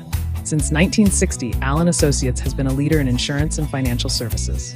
We provide insurance services to roughly 300 groups, ranging from 2 to several thousand lives in the private and public sectors. With more than 60 years of experience and a staff of highly trained and dedicated professionals, Allen Associates is noted for its ability to build strong, long-term relationships with our clients and the communities we serve. Allen Associates is the place to see. One-stop service, the best that can be. Whether finance, insurance, health, or medical, Allen Associates will make life so practical. Call Allen Associates today at 856-692-2250. Allen Associates, your complete health and financial services in Vineland, New Jersey. We're all looking for God. All the signs point to, there is really a God. We try to find Him in all kinds of ways, in all kinds of places, and through all kinds of things. But there's only one way to find Him. That's by personal experience with Him. Come visit us this Sunday. We can introduce you to Him. New Life Church, Millville, New Jersey. Many people. It's time for Thunderbolt football.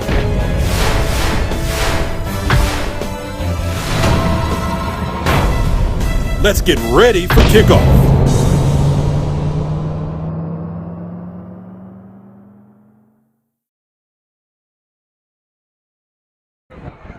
Back at Atlantic City High School, where at halftime the Millville Thunderbolts lead this game by a score of 21-13. Tyrell Dunn, along with Rich Van Noord at the mic today, and Ryan doing a great job of telling us what to do.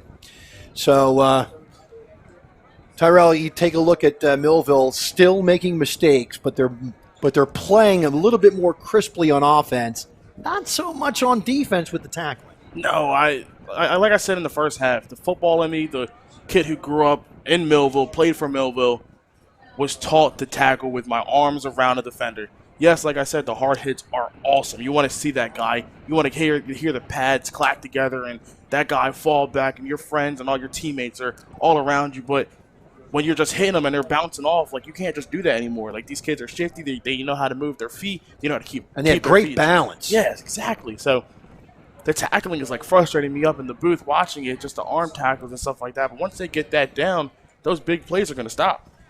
Hey, I just want to let you know, I know where they practice. You said you were going to drive there, right? I live right by there. I drive by there after the gym. I might get a pump in at the gym and make them go tackle me afterwards. Let's take a look at some statistics for Atlantic City. I think what's really done them in is that they've got 4 turnovers, and they're still in this ball game. Yes. I think the turnovers are, yes, they are definitely detrimental to the team. But when you have Millville with 10 penalties, on pace for 20 in the game, I mean, yes, we don't have turnovers, but we have penalties, and that can be just as bad. We do have 1 fumble. Our first possession resulted in a Reggie Holly fumble, but that's 4 turnovers to 1. And you can see Atlantic City's halftime stats. They've got 196 total yards, and they've only got 2 penalties for 25 yards. Let's take a look at some of the passers. It's Marvin Burrows came in the ball game for Entris, who wasn't bad, except he threw the 1 pick 6 to Jaden Jones. But he was 3 of 5 for 20 yards, and then Marvin Burrows Jr., 6 of 11 for 133. His top target was Day. Jaden Day, 4 catches for 64 yards. Rex had 1 for 31. Thompson, 1 for 12. Chambers, 1 for 26. Bailey, 1 for 9. And Austin, 1 for 11. On the rushing side, it was Barksdale's 4 carries for 20. Entris had 1 for 7. You had Barnes had 2 for 1. Rex 1 for 1. And Chambers 6 for 14 for Chambers. 4 turnovers, 2 penalties for 25 yards, 9 first downs in the first half, and they held on to the ball for 11 minutes and 12 seconds of the first half. For Millville, 163 passing yards, 49 on the ground, and before we go with more stats, Tyrell, Atlantic City's done a great job at the point of attack to stop Aiden Dawkins. Oh, 100%. Aiden Dawkins had 99 yards last week, and he was controlling the ground game. But this week, it's just like a switch flipped, and it's not his fault whatsoever. It's just Atlantic City's having so much pressure. They have a kid that's 5'9", 310 right at the point of attack, so that's hard to get past when you're in high school. So if you ever see that movie Wildcats, it's an old film. It's for old people. But it was in the mid-'80s, and the team had a guy just like Annis Newsom. I mean, he was just a big, portly guy, just a big blocker in the middle. He's not going to move fast, but he's going to stop everybody. He's going to stop everybody. That's true. So, and Millville, as you can see, that bottom line right there, okay, Atlantic City had 4 penalties. That was their mistake. That's 10 mistakes on Millville's part, 10 penalties for 80 yards. The good news for Millville, Robbie O'Connor's back. 9 of 12 passing for 163 yards, no interceptions. Aiden Dawkins, 11 carries for 35. Holly had 2 carries for 14. The top receiver for Millville, Jaden Days, 4 catches for 110 yards in this ball game. O'Neill had 1 for 15. Dawkins 1 for 5. Holly 2 for 33. Millville had 1 turnover, 10 penalties for 80 yards. During the game, they had 5 first downs in the first half, and they held the ball for 12 minutes and 48 seconds. So slightly winning the time of possession battle. And the good news, Bolt fans, is that Millville will get the ball to start the second half, having deferred the first half kickoff. So we are just about ready for second half action right here on the back bay here in Atlantic City. Waiting for the second half kickoff. It's 21-13 Millville. We'll have second half action right after this. Many people treat their health like a game. With Complete Care Health Network, it's easy to start your healthcare journey. Just select from our specialties and schedule online, by phone, or on our app. Our entire team communicates with one another, so everyone works together on your total health. Plus, we make it even easier with all of these additional benefits. Level up your health with us. Complete Care Health Network. No games, just great health care for everyone. Celebrating moments, honoring memories. Christie Funeral Home in Millville, New Jersey has over 125 years of dedicated service to the community. Whether you choose burial or cremation, you can hold a funeral service to honor your loved one. We are happy to provide a traditional funeral or something completely unique. Our honest service and commitment to excellence have served our customers well, and you can rest assured that we can assist you in your time of need. Christie Funeral Home in Millville, New Jersey.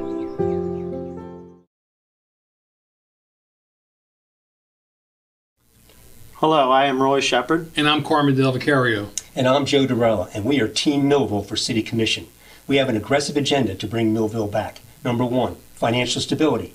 2, invest in our police department and public safety. 3, economic development. We bring vision, integrity, and experience. Vote Team Millville on November 4th. Paid for by RM Quirk, Treasurer. It's time for Thunderbolt football.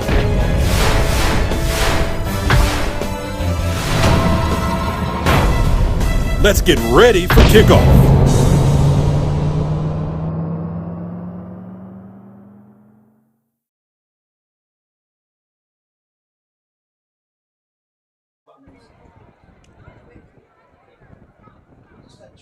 And there is a shot across the bay that we're talking about.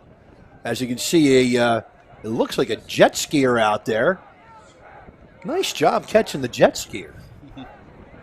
And that's where the wind is coming from, folks, as you're watching the game. It's coming diagonally across the field right at us from our left to the right, but diagonally. And that's where that wind is coming from, and that's kind of affecting. And that, oh, look at that. That's a great shot. Great camera work. That's a great shot. Oh, wow. Looks like a little fun out there. And we'll bring the fun right back here because Millville's set to get the second half kickoff from the Vikings.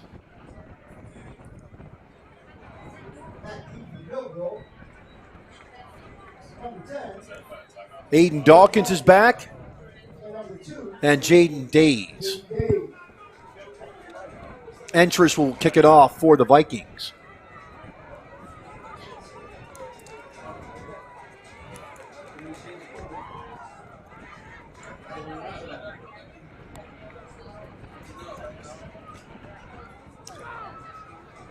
Okay, here we go, Tyrell. You got to tell me what Millville's got to do different other than stop committing penalties. Stop committing penalties. There you go. They're controlling the line, I think, on both sides. Yes, Atlantic City is stopping the ball, but I think they're controlling most of the game. Just the penalties are killing them, man. Entrance will kick it off, and it's a pooch kick, and it's going to go out of bounds. I would make him kick it again. Do we take it 35 or do you kick it again? I would make him kick it again. He's definitely avoiding Jaden Days and Aiden Dawkins back. I mean, I would too. Those are two great talents back there. Looks like they're not making him kick again, though.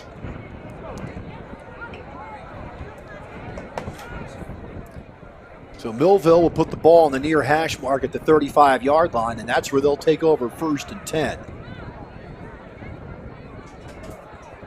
Days to the far side. Holly Smith to the near side. Dawkins the running back.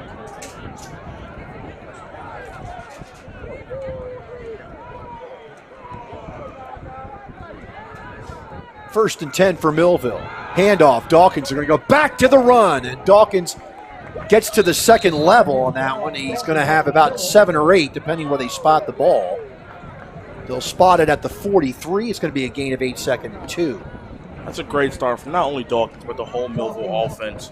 You couldn't get that run game going the whole entire game. And now you start off with, right out of the half, you start off with a gain of about 7 or 8. Great start for them. So Days and O'Neal to the far side. Holly to the near side.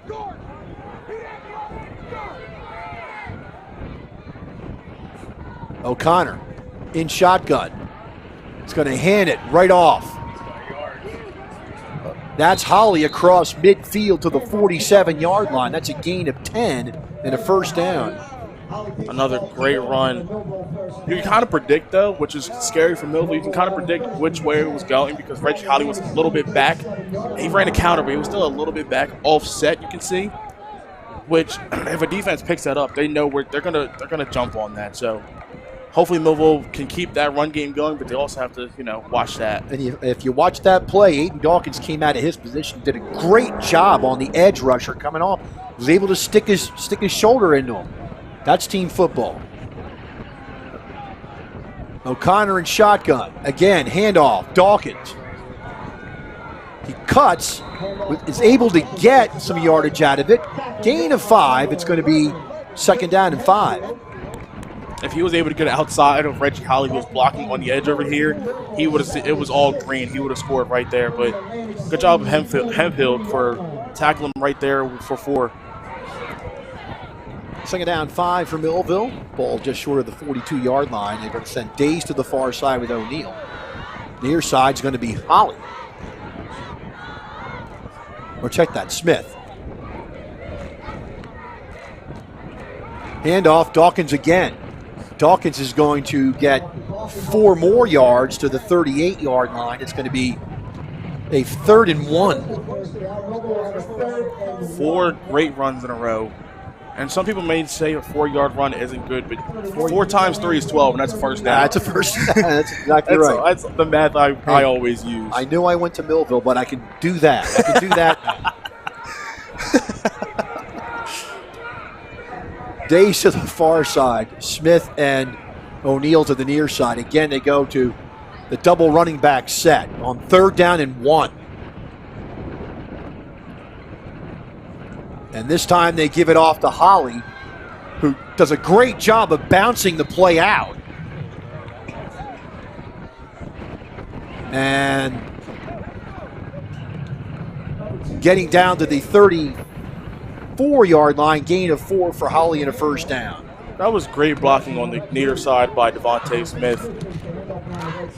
He held his guy, and as soon as he feared that he was going to get a holding pattern, he let go. But just enough time to give Reggie Holly a couple more yards on the original run.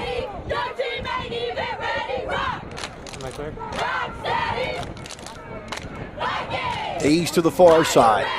Millville's going to go 2 to the near side. They're going to leave Holly in the backfield. O'Connor barking out signals, takes the snap. They fake. They're going to go to Days deep. And the ball is knocked away. Good play out there. And I believe that's Barksdale. Yeah, that was a great play by Barksdale. On the flip side, Robbie O'Connor did throw that a little bit on the inside. If I could get that on the outside, I think that's a touchdown for Millville. If he is correct, if he's more to the boundary on that play, that's good. That would be a catch. Throw that outside shoulder. Yep. You have to take advantage of the size advantage that Days has. Yes. Still not taking anything away from Barksdale. That was a very good play. Days is listed at 6 foot 190, and Barksdale's at 5'9". Second down, 10 from the 34-yard line. Again, O'Connor fakes. Because of the bobbled snap, there was nowhere to go. 3-yard loss for O'Connor. It's going to bring up a 3rd and 13. A couple high snaps today, Rich. They should be working out on the sidelines when the defense is on the field, because that's Robbie O'Connor was able to save the team. I mean, with some bad snaps. And Robbie O'Connor is 6'2". Yeah, exactly right. So if he's having to jump for the ball, you're throwing it about 6'5", 6'6" over top of him. 3rd and 13 for Millville. Holly in motion. O'Connor, straight drop back. Looks, he's got him in, and it is overthrown. Had him on the post. That was Holly. Showing that was Days on the post. He had him there, but the ball was overthrown incomplete. Robbie running off the field, very frustrated himself. He had him there on the post, like you said, just overthrown. And that size difference, you got to take more advantage of, like you've been saying, Rich.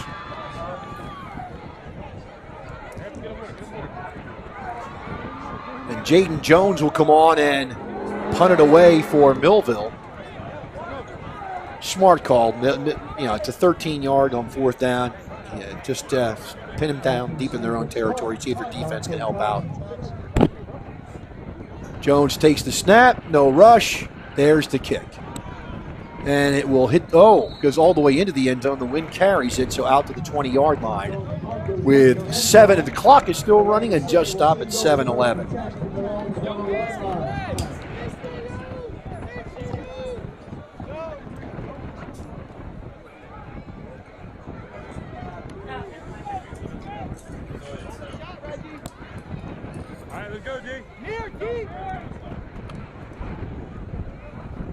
At the 20-yard line, it's going to be 1st and 10 for Atlantic City.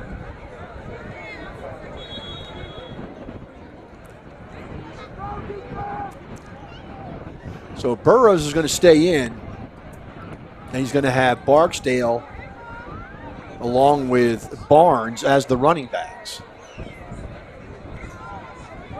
Hand off. That's going to be Barksdale. He's got room. And over the 35 to the 39-yard line, gain of 19. And we have a penalty flag on the play. That was a great run, Rich. Penalty flag at the 29-yard line. We'll see what it is.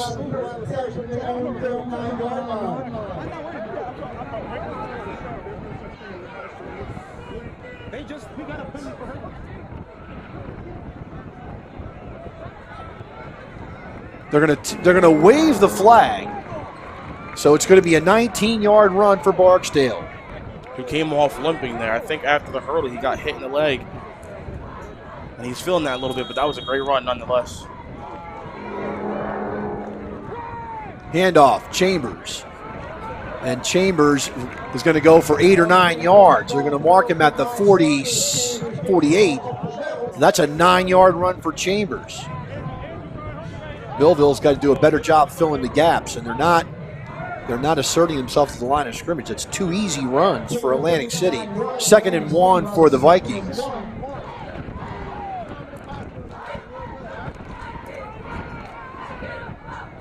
Burrows, handoff, Chambers. Chambers tries to get to the outside. He'll have the first down. He gets into Millville territory.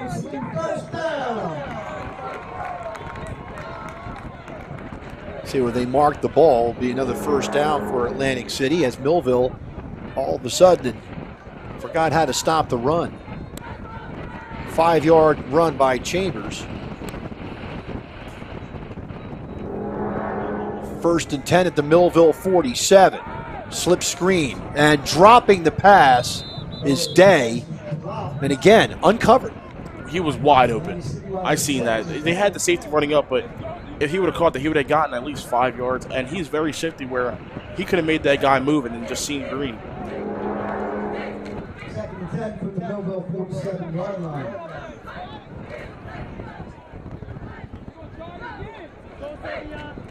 Again, double running back set for Burrow. 2 to the far side, 1 to the near side.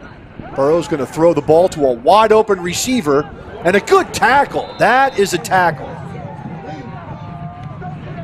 And that's Tamir Rex. It's going to be a gain to the 45-yard line, gain of 2, 3rd and 8. That was a great open field tackle by Savion Jones right there. Those open field tackles are hard to make, especially when you're going against these fast, shifty guys on Atlantic City's offense. But that was a great executed tackle in the open field. 3rd down, 8 at the Millville 45-yard line. Burrow, straight drop back. Quick pass, and the ball's incomplete. There was pressure coming from both edges of Millville. That's a great job of getting the quarterback's face, making him throw to the ground pretty much. Brings up a 4th down and 8 at the Millville 45-yard line as Millville stiffens up. Seems like it was pretty much the same thing on both sides, but they got the run going a little bit, and then they got stopped and both had the punt. So the punter is Exclusive Dublin.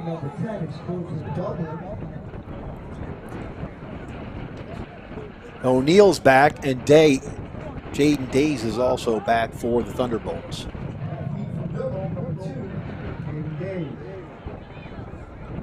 There's a snap, it's good. There's the punt. It's a high kick coming to the near side, and it will take a Millville bounce and roll out of bounds at about the 35 or 36-yard line. So just a 10-yard punt. Not bad field position for Millville at all.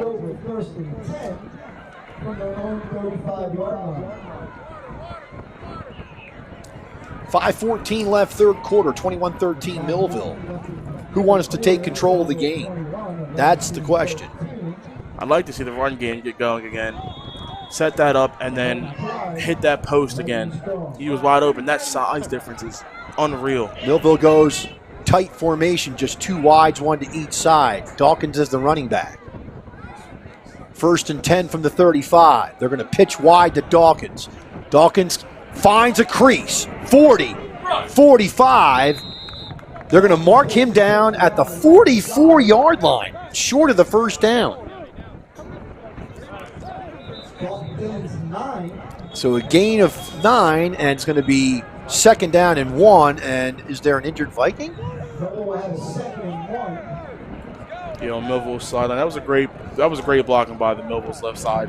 Not just the offensive lineman, but the wide receivers, the tight ends. Great blocking on that side. Millville calls timeout. We'll take it with them. 4:57 left in the 3rd quarter. 21-13 Millville. Back after this. Ted, senior, quarterback. Marquise Allen, 27, junior, outside linebacker. Monte Smith, number 3, senior, wide receiver. James Jackson, number 11, junior, tight end. Jaden Days, number 2, junior, wide receiver. Robin Harris, 59, junior, center. Evan O'Neal, number 6, senior, wide receiver. Sir Gilmore, number 12, senior, edge rusher. Darnell Williams, number 4, junior, linebacker. Kenyatta Wilder, number 17, senior, safety. Robbie O'Connor, number 5, junior, quarterback. 2nd down and 1, straight ahead handoff. It's going to go to Dawkins. He will have the necessary yardage to get the first down. Simple but smooth. I like it. Get the first down, reset your downs. Gain of 3 and a first down. Go from there.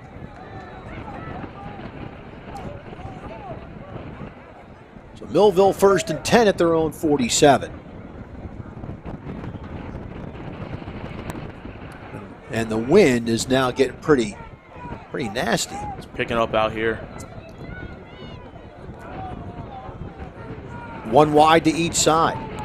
Dawkins the running back. They got a wing set to the far side. O'Connor takes the snap, fakes. He's going to pass it. He's got a man. It's Reggie Holly, and it's overthrown. He was open. Had more than a step on him. He had a touchdown if that ball was on point.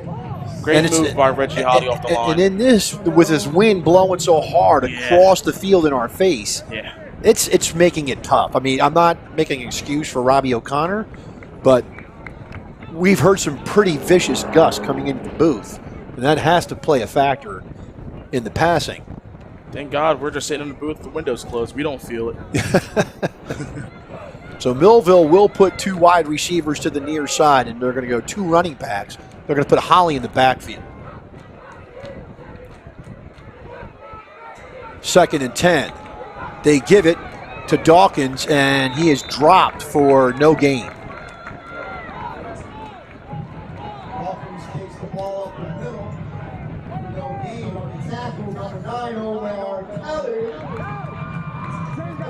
So it'll be a 3rd down and 10 for Millville at their own 47-yard line.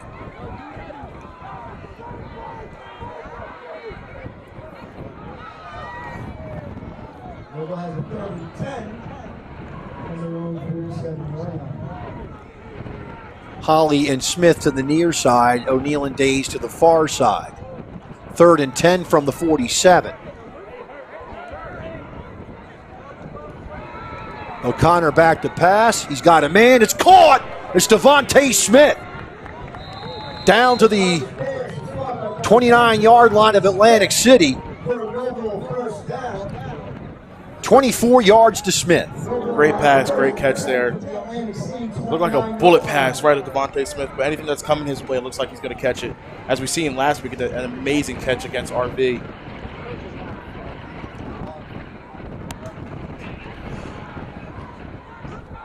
And then now a handoff. It'll be Dawkins again. Gain of, we'll see where they spot the ball. Looks like they're going to put it at the 26. It's a gain of 3, 2nd and, no, 25. All right, gain of 4, 2nd and 6. 2:30 left, 3rd quarter. Millville up by 8.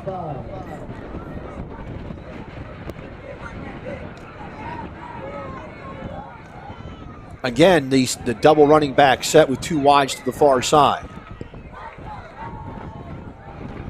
It's going to be Holly, I believe, and he's going to get to the 24. Gain of only 1. It'll be 3rd and 5.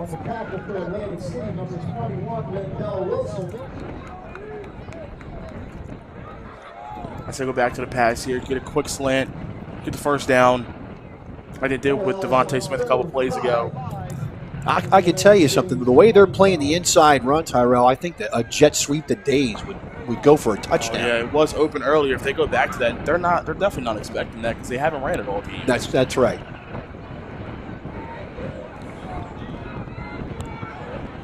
They can't run it because leave the tackle open. 3rd and 5. O'Connor back to pass. He's got time. He's got a man, and it's dropped. Reggie Holly at the 15 would have been a first down, but he dropped the ball. Hit him right in the chest. I think that was that slant play that I was talking about. That would have been the first down if he had brought that ball in. Let's see what happened here. Just a drop ball right in his hands. Yeah, it was in his hands. It's going to be It's going to be a sideline warning against Millville. And 1:20 left on the third quarter clock, and Millville's got a 4th and 5. It's not the end of the world if Millville doesn't get it, but if Millville does get it, it really sets them up well in this ball game. 4th down and 5 for the Thunderbolts. O'Connor back to pass. He's got a man in the flat, and that's Holly, and he got the first down.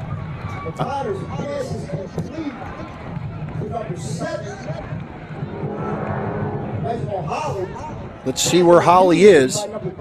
He's got to get to the 19-yard line, and it's close. I do have to say that was a great tackle by Tamir Rex on Atlantic City. That's one of those tackles I'm talking about. I don't want all that hard hit stuff. I want a great arms around tackle. We'll see where the spot is at. Where they put the ball? His forward progress was inside the 20. And now they're putting it on the other side of the 20. Clearly, the forward progress was inside the 20-yard line.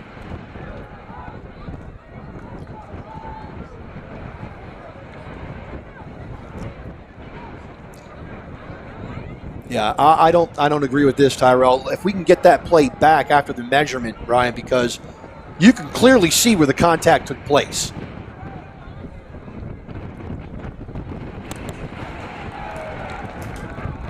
The ball is short. Atlantic City will take it over on down. Here's the play to Holly. He is inside the 20-yard, right there. The ball is inside the 20-yard line. The referee spotted the ball a yard back and gave Atlantic City the ball.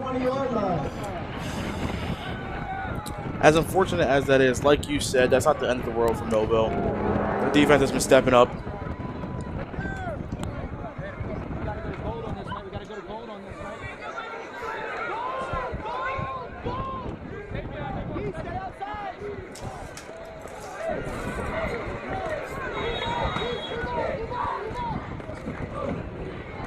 First and 10 from the 20-yard line for Atlantic City.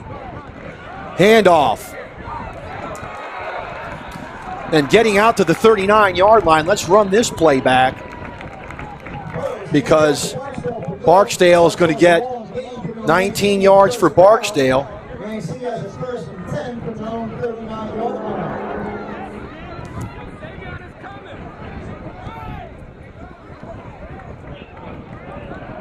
And another run out to the 47-yard line. That's Barksdale again. On that last play there, the one previous to this one, Sincere Gilmore is getting upfield. He's doing his job at containing, but he's going too far up, and he wasn't able to make that tackle on Barksdale in the backfield. Handoff. Barksdale, excuse me, that's going to be Chambers, and Chambers is going to go for a yard to the 48-yard line, 3rd and 1. Great job by Darnell Williams there by filling the gap and actually making a beautiful tackle. 3rd down and 1. Atlantic City has a 3rd and 1 from their own 48-yard line. That will take us to the end of the 3rd quarter. And that's the end of the 3rd quarter with the Millville score. Millville 21 and Atlantic City 13. It'll be a 3rd and 1 when we come back after this. At this time, ladies and gentlemen. Imagine living without pain. For over 35 years, Doctors Beebe and Doyle have helped thousands of people find relief from all types of pain. Millville Chiropractic Center has 4 doctors on staff specializing in hands-on or light-touch, drug-free pain relief methods. The examination, x-rays, therapies, and adjustments are all performed at one location. Schedule a consultation today. Enjoy life without pain and discomfort. Millville Chiropractic Center, the area's #1 pain relief center. Hello, my name is Craig Atkinson, and I am president of the Millville Thunderbolt Club. The mission of the Thunderbolt Club is to enhance the athletic experience of Millville High School student athletes. We provide a myriad of services for these athletes, including end-of-year recognition banquets for all teams, stipends for teams and individual athletes, college scholarships of $35,000 per year, meals for special events, as well as hosting the Mike Trout Millville Thunderbolt Club Golf Tournament and the Millville Sports Hall of Fame. Please visit our website at millvillethunderboltclub.com for additional information.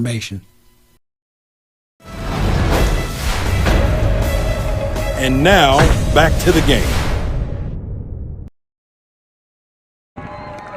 Senior Brooklyn Cruz. Start of the fourth quarter from Atlantic City High School. And Millville leads 21-13. Third down and 1 for Atlantic City at their own 48-yard line. Elizabeth Barnes and Tyler Oliver. Straight ahead handoff, trying to get to the outside is Barksdale. He's got the room. And he's gone. 52 yards for Barksdale and a touchdown. All he had to do was make one move. Millville was in the backfield as soon as the snap went off. So all he had to do was make one move on that right side and he was gone.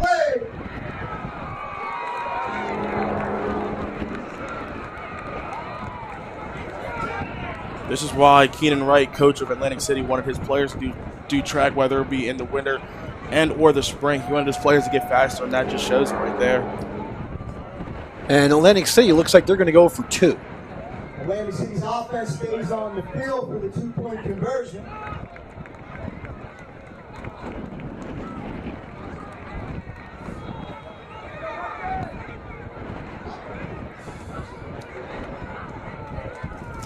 So Burrows, the running back, Chambers is the tailback, and they've used their allotment of time to get ready for this. They're going to throw the pass in the end zone, and it's knocked away, incomplete. 11:48 left in the game. It's 21-19 in favor of Millville. Back after this timeout. At Mintz Insurance, we're proud to have been serving our customers for nearly 80 years, offering 30 different insurance products for your auto, home, and business. And to help ensure that you're getting the best rates possible, we give you up to 3 quotes for every policy, so you can choose what's right for you. At Mintz, we're part of the community. Local representatives, supporting events, and proud of it. It's part of who we are. Mintz Insurance. Call today and find out how we can help you save on insurance, or visit us at mintzinsurance.com. It's time for Thunderbolt football.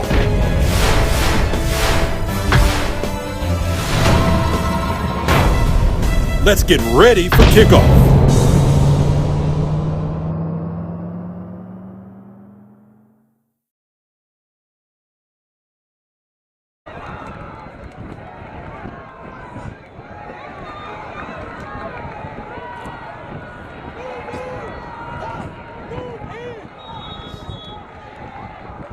Entrance will kick off for Atlantic City, and another pooch kick. And that is a late hit. There is no question that's a late hit. He's got control of the ball, and he's down.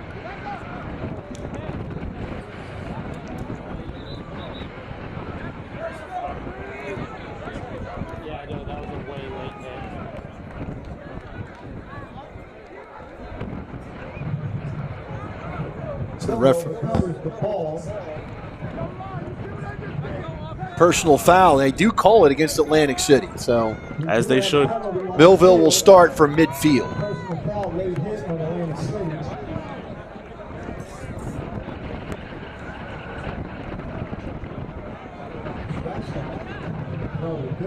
Personal foul. Late hit, 15-yard penalty on Atlantic City. There's your scoring drive. 4 plays, 80 yards, a minute 24 for Atlantic City, and Millville's got a 1st and 10 at midfield.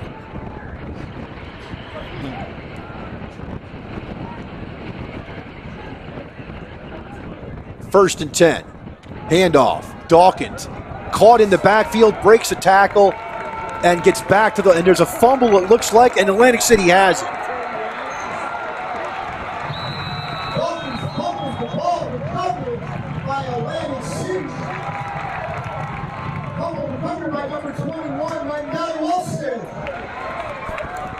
That's that Newsom guy we were talking about. The guy right there, he's the one who made contact first. And these mistakes, once again. Another fumble by Millville.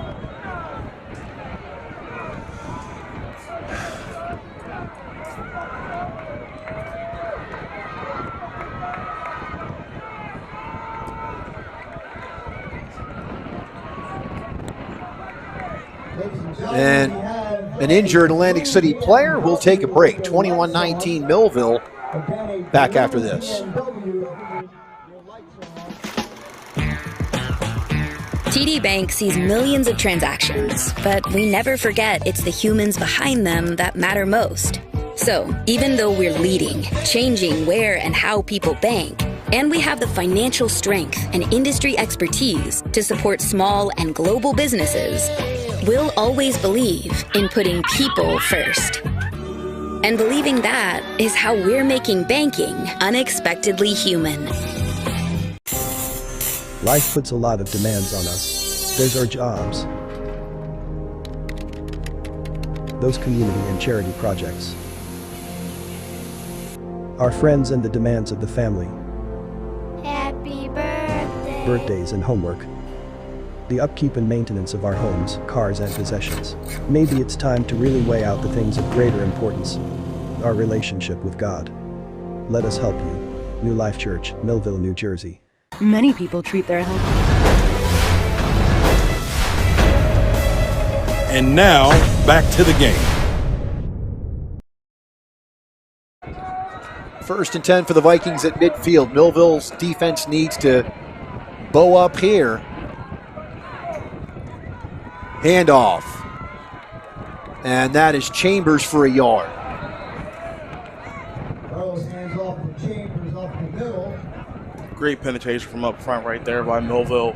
For a gain of 1, Atlantic City will have a 2nd and 9. A 2nd and 9 from the Millville 49-yard line. So Millville makes the stop there.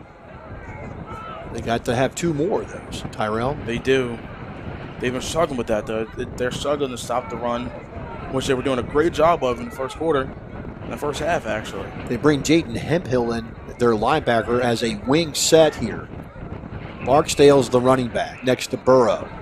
And they hand it off to Barksdale, and he has a lot of room, and he's just tripped up over the 35. They're going to mark him down at the 32-yard line.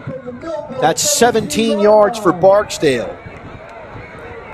He is taking Atlantic City and putting them on his back there this half. Again, Barksdale. And he gets 2 yards to the 30. 10 carries for 137 yards for Barksdale tonight.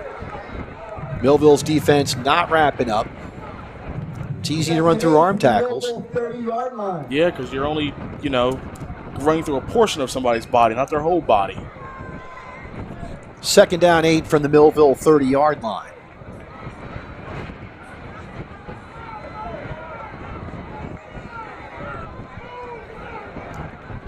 Handoff. Nope, there's going to be kept. Burrows is going to throw it, and it's incomplete. Millville did a great job of staying disciplined because it's been run, and that time, great job there by Savion Jones. I do give credit to Atlantic City. That was a good play call. It would have definitely fooled me with them as much runs they've been calling. The amount of yards they've been getting off those runs to fake the run and try to throw it downfield. However, like you said, good job by Savion Jones to stay with the wide receiver. 2 wides to each side on 3rd and 8 from the 30. Burrow back to pass. Here comes the rush. He throws it, and it's incomplete. It falls short. A lot of heat on Burrow that time. Millville has been getting in the backfield quick, but those runs are going up the middle. They're making one cut, and the linebackers aren't filling their gaps or arm tackling. So that was really good pressure right there, but we got to keep that up when they're running, not just when they're passing.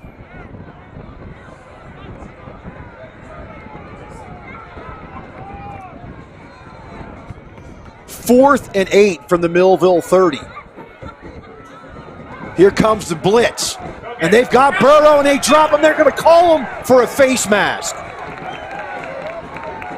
It's a 15-yard penalty, so it's going to be close to a first down. It's going to be...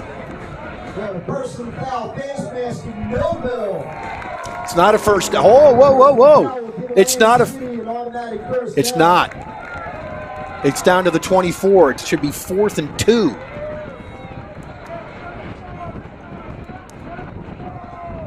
But they're going to give him the first down on the 15-yard penalty. First and 10 from the Millville 15-yard line. That would have been a huge shot from Millville to get the ball back. Up only 2, but still up. And a handoff. Barksdale's going to be hit and dropped. A loss of 3, giving Atlantic City a 2nd and 13. Back to the 18-yard line. That's exactly what I was saying, Rich. That pressure that they got on those 2 passing plays needs to stay there on the run. And that's exactly what they did right there. And they got that loss of 3. 2nd down, 13.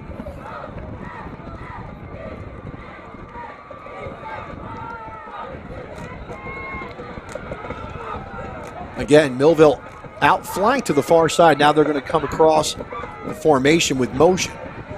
Over the middle, the ball's caught.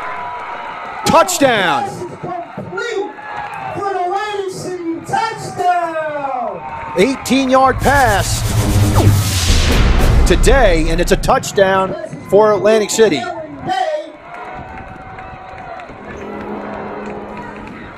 If you look at the top of the screen, it looks like Reggie Holly just stopped running with him.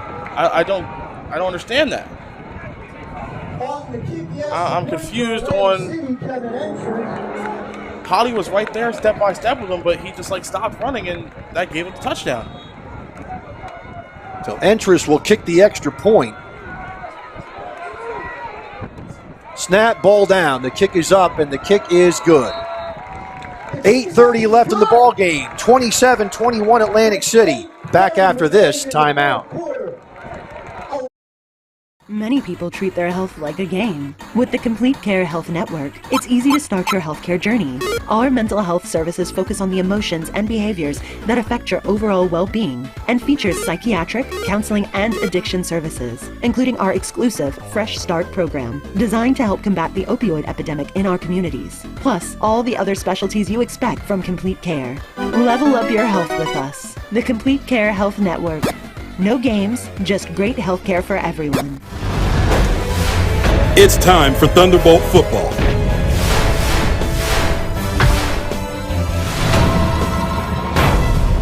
Let's get ready for kickoff.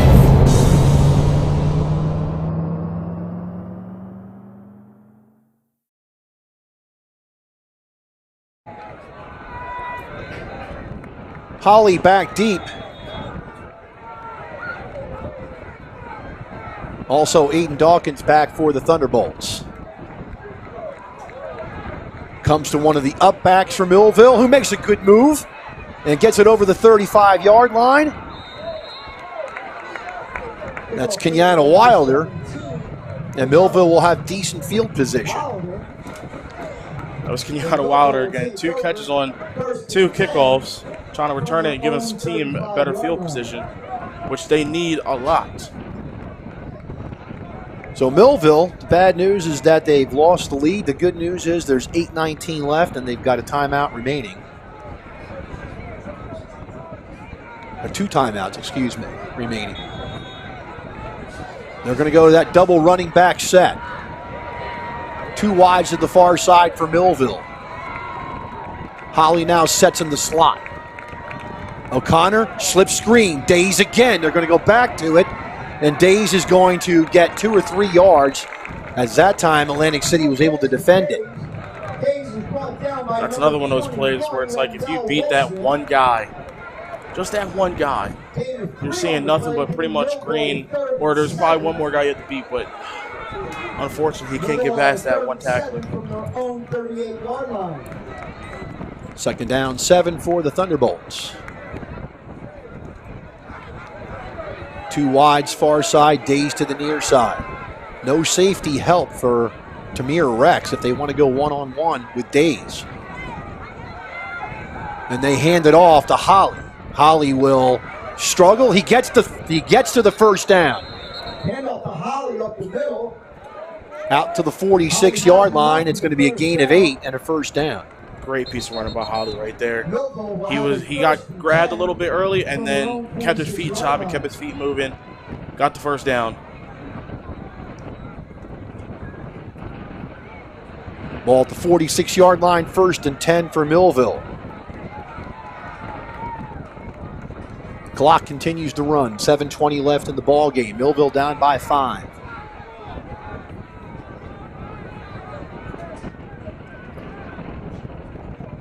Two wides to the near side, one to the far side. And O'Connor checks out of the play. There's a snap, handoff. It's going to be, looks like Dawkins. Handoff to Dawkins up the middle. And Dawkins is going to get 5 yards. It's going to be a 2nd and 5 at the AC 49. From the Atlantic City 49-yard line.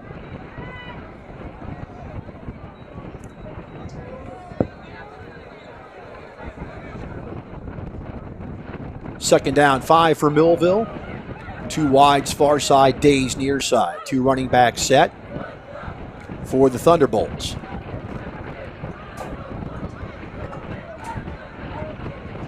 Handoff, Holly looks for room, cuts it in, near another first down. It's going to be close. It's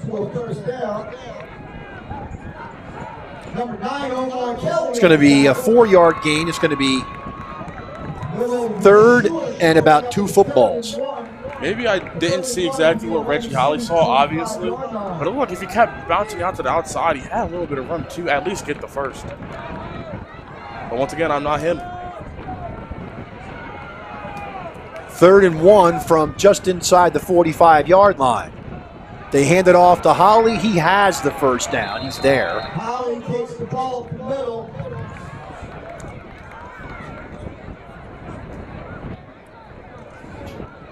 It'll be a first down for Millville to inside the 44-yard line. First down, Millville will have a 1st and 10. 1st and 10 from the Atlantic City 44-yard line. Days to the near side, 2 wides to the far side. Again, they stay in this. This has been their base set for this series. It's 2 running backs and 2 wides to the far side. O'Connor in shotgun.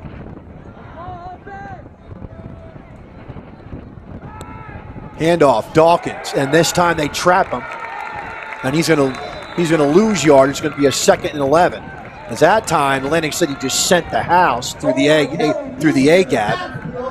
Loss of a yard. They sniffed it out. 2nd and 11. They seen that coming from a mile away, and once again, Newsom just blocking up that middle of the line. Can't do much there when there's somebody that his size right in the middle of the D line. 2nd and 11 for Millville, ball at the Atlantic City 45-yard line.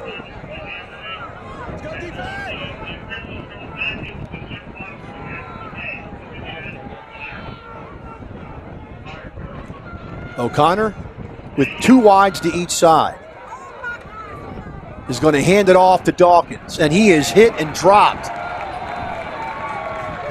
Dawkins is met up the middle by number 11. No gain for Dawkins. It's 3rd and 11. And number 4, Carmere Bailey.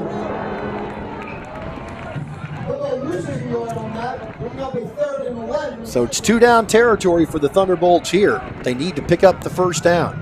3rd and 11 from the Atlantic City 45-yard line. I still say they got to take advantage of this height advantage on both. Not even Jaden Davis isn't the only one with the height and size advantage.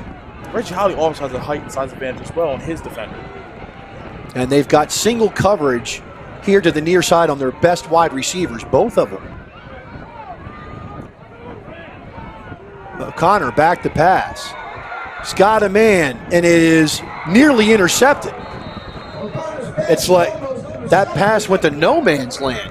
it went in the middle of both of them, and Tamir Rex is the one who was the closest to it. He's on the other team.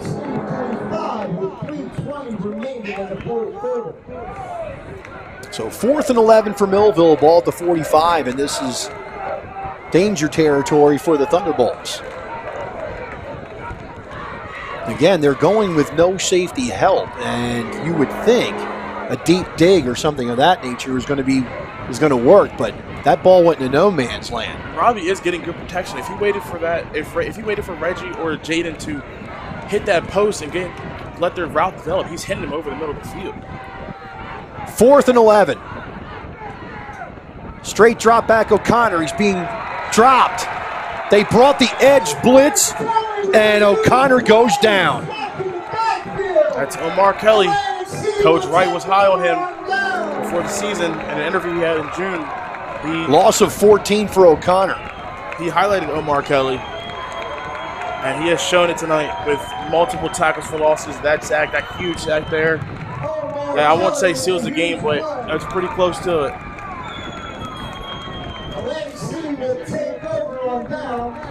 Well, Millville is going to have their defense show up because they've got 2 timeouts remaining and 3:14 on the clock. So they can't give up they can't give up a first down really at all. And Atlantic City is going to run the football with their best back too, who has over 100 yards per game.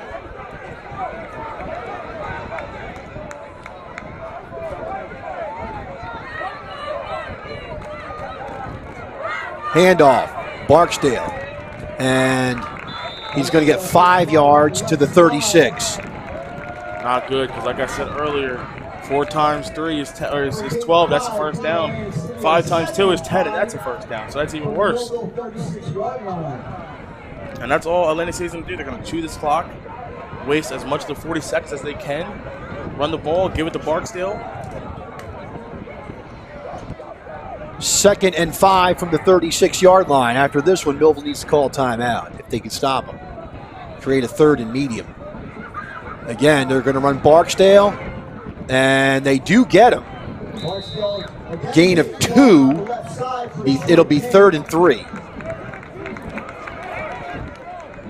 Millville's going to let the clock run here.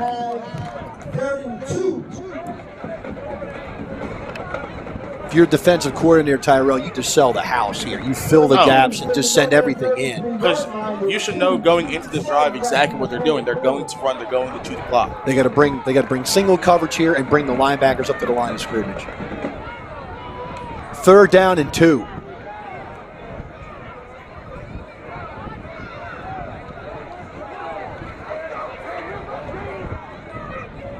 Burrows takes. Oh, the snap is fumbled and Burrows falls on it.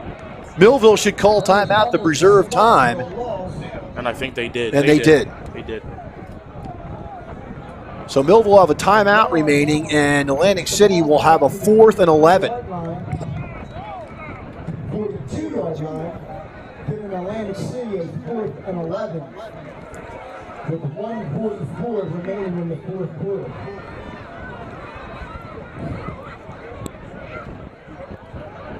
If you're Ayala, what are you telling your team here?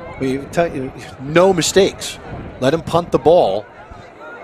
You know, look, I wouldn't risk it, Tyrell, to go for a punt block because if you rough that kicker, you're done. Game's over.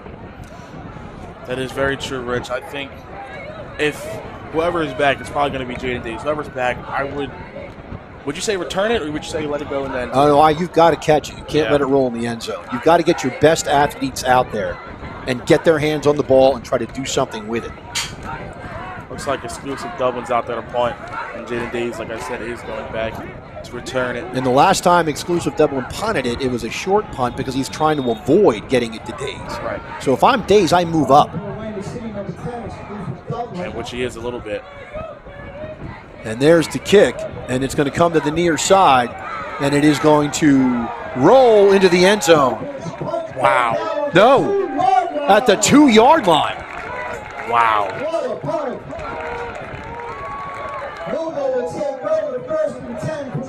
Wow. A lot of yards. Let's take a look at that one again on the punt.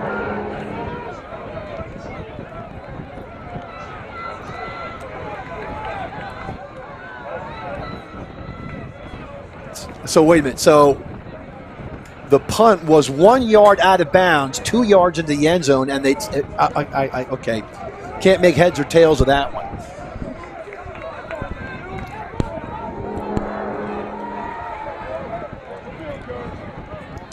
It's possible. It definitely is possible. So Millville's got one timeout, and they got to go 98 yards. Robbie O'Connor can do it. They can sling it. They got to go into a hurry up. And remember, if they get 10 yards, the clock stops to reset the chains. So 1st and 10 at the 2. And they hand it off. And getting ridden out of bounds is Dawkins. And that's a gain of 9 for Dawkins, and the clock stops. I'm not mad at that call, Rich. They had to get out of the end zone because one sack obviously not only gives Atlantic City 2 more points, puts them up 7, but also gives them the ball, and that's pretty much game there. So I'm not mad at that call. But I think now you sling it downfield. 2nd down, 1 for Millville, ball at the 11-yard line.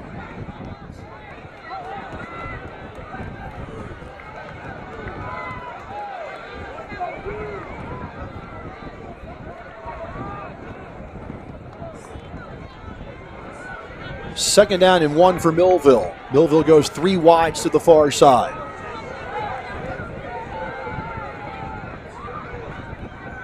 Dawkins now in motion.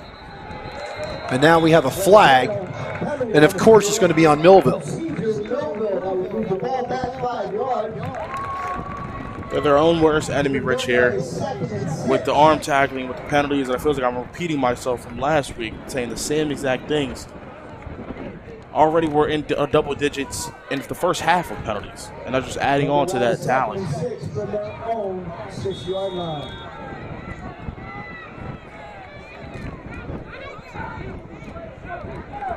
Second and 6 for Millville at their own 6. Robbie's going to have to start slinging the ball. Hopefully he gets into his 7-on-7 routine. Dawkins in motion. They fake it. Now they run center screen. And Atlantic City sniffs it out. There's Newsom once again in that middle. He's not moving. He's not moving at all. At all. He's just in the middle. Down to the 4-yard line, loss of 2. Great play by Anas Newsom. Clock's ticking, and Millville's not calling a timeout.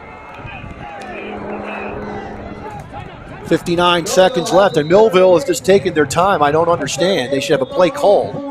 And Millville's finally going to call timeout. About 20 seconds ticked off before they called the timeout. They should have called the timeout right after the play was over. Stuff you don't want to see, Rich. 26-21, Atlantic City back after this.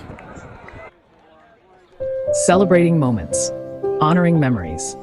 Christie Funeral Home in Millville, New Jersey has over 125 years of dedicated service to the community.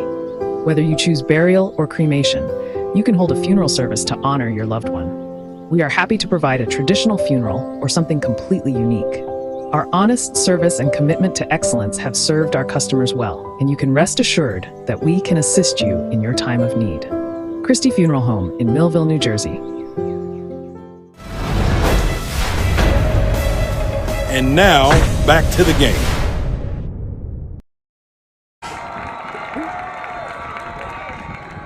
Third down for Millville at the 4. O'Connor back to pass. He throws, and the ball is intercepted. Pass is intercepted. Intercepted.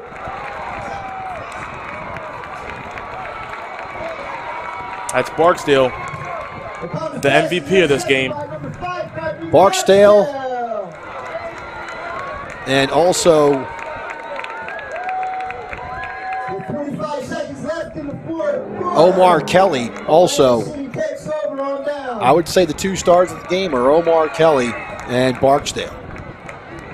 And Atlantic City will just run it out, and that will end this game, and Millville will drop to 0-2 on the season. Not a familiar position for the Thunderbolts. They're going to have to clean a lot of things up. They cleaned up a little bit from last week, but You can't have 12 penalties in the game.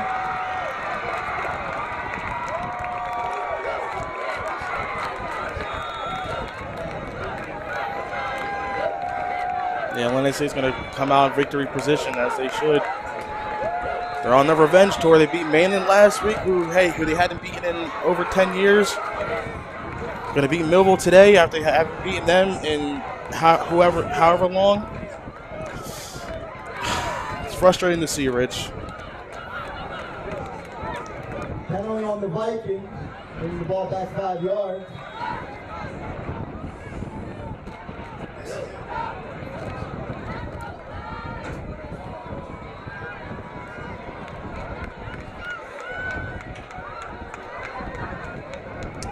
And Burrows takes a knee, and that'll be the end of the ball game as the clock will run out. Millville can't stop the clock.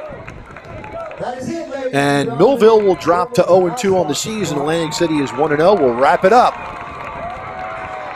here in just a little bit. Good job on Atlantic City's part to come down from that 14-point deficit early on. Your final score from Dr. Jack Eisenstein Stadium. Atlantic City 26, Millville 21. Viking pride, Viking strong.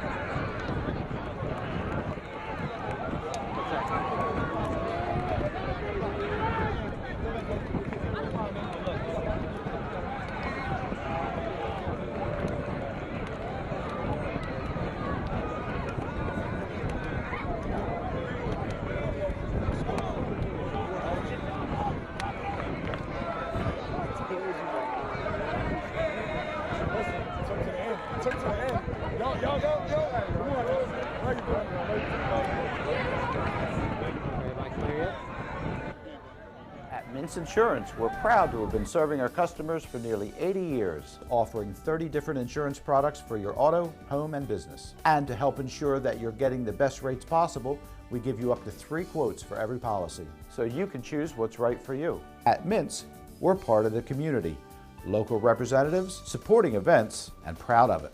It's part of who we are. Mintz Insurance. Call today and find out how we can help you save on insurance, or visit us at mintzinsurance.com. TD Bank sees millions of transactions, but we never forget it's the humans behind them that matter most. So, even though we're leading, changing where and how people bank, and we have the financial strength and industry expertise to support small and global businesses, we'll always believe in putting people first. And believing that is how we're making banking unexpectedly human. Everyone's talking. They're talking at home. They're talking on the job. Everywhere, at any time, you see people talking. But is anyone listening? Jesus is. He's listening for you to call upon him, and he will answer. Let us introduce you to him. Every Sunday, 11 a.m., New Life Church, Millville, New Jersey. Hello, I am Roy Shepard. And I'm Carmen Del Vicario. And I'm Joe Durella, and we are Team Millville for City Commission. We have an aggressive agenda to bring Millville back. Number 1, financial stability. 2, invest in our police department and public safety. 3, economic development. We bring vision, integrity, and experience. Vote Team Millville on November 4th. Paid for by RM Quirk, Treasurer.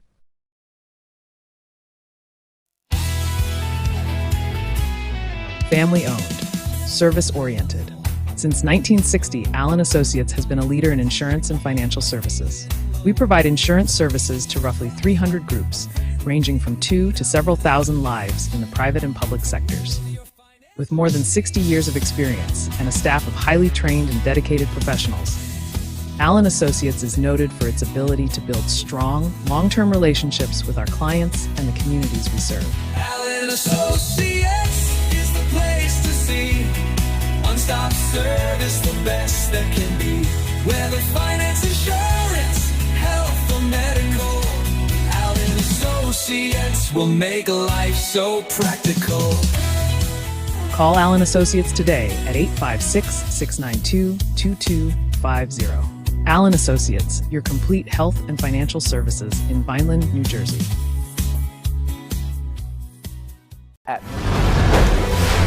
It's time for Thunderbolt football.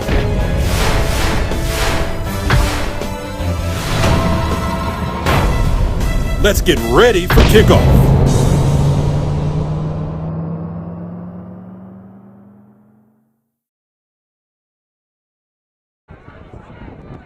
We are back at Atlantic City High School, and the Vikings win this game by a score of 26-21. Tyrone, Millville's the victim of their own mistakes again, and also just lacking fundamental on the defensive end. It's so frustrating to see, Rich, because it's stuff that they know, that they learn from when they're a little kid, starting off at 5, 6 years old, all the way up until now when they're, freshmen, sophomore, juniors, seniors, especially the seniors, who are committing mistakes, and it's costly mistakes that lead them to the loss where they were up 14-0, and then you have 12 penalties, and you have 2 fumbles, and then obviously a game-sealing interception. It hurts the heart to see your old school going out like this. And although Atlantic City had 4 turnovers in the first half, Millville had 3 for the game as well. So those penalties loom large in the ball game, and you can say all you want about a phantom pass interference penalty, or you grab the shoulder and not the face mask and all that. To put yourself in that position by making those mistakes, so by not being able to tackle and make up for things, that's the difference in the ball game. So let's take a look at some statistics, and we'll go first of all. Who are we going with first there, Ryan? We're going to go with Millville. Okay, they had 298 yards, but they had 212 at halftime, so only 86 in the second half, and 12 penalties for 100 yards.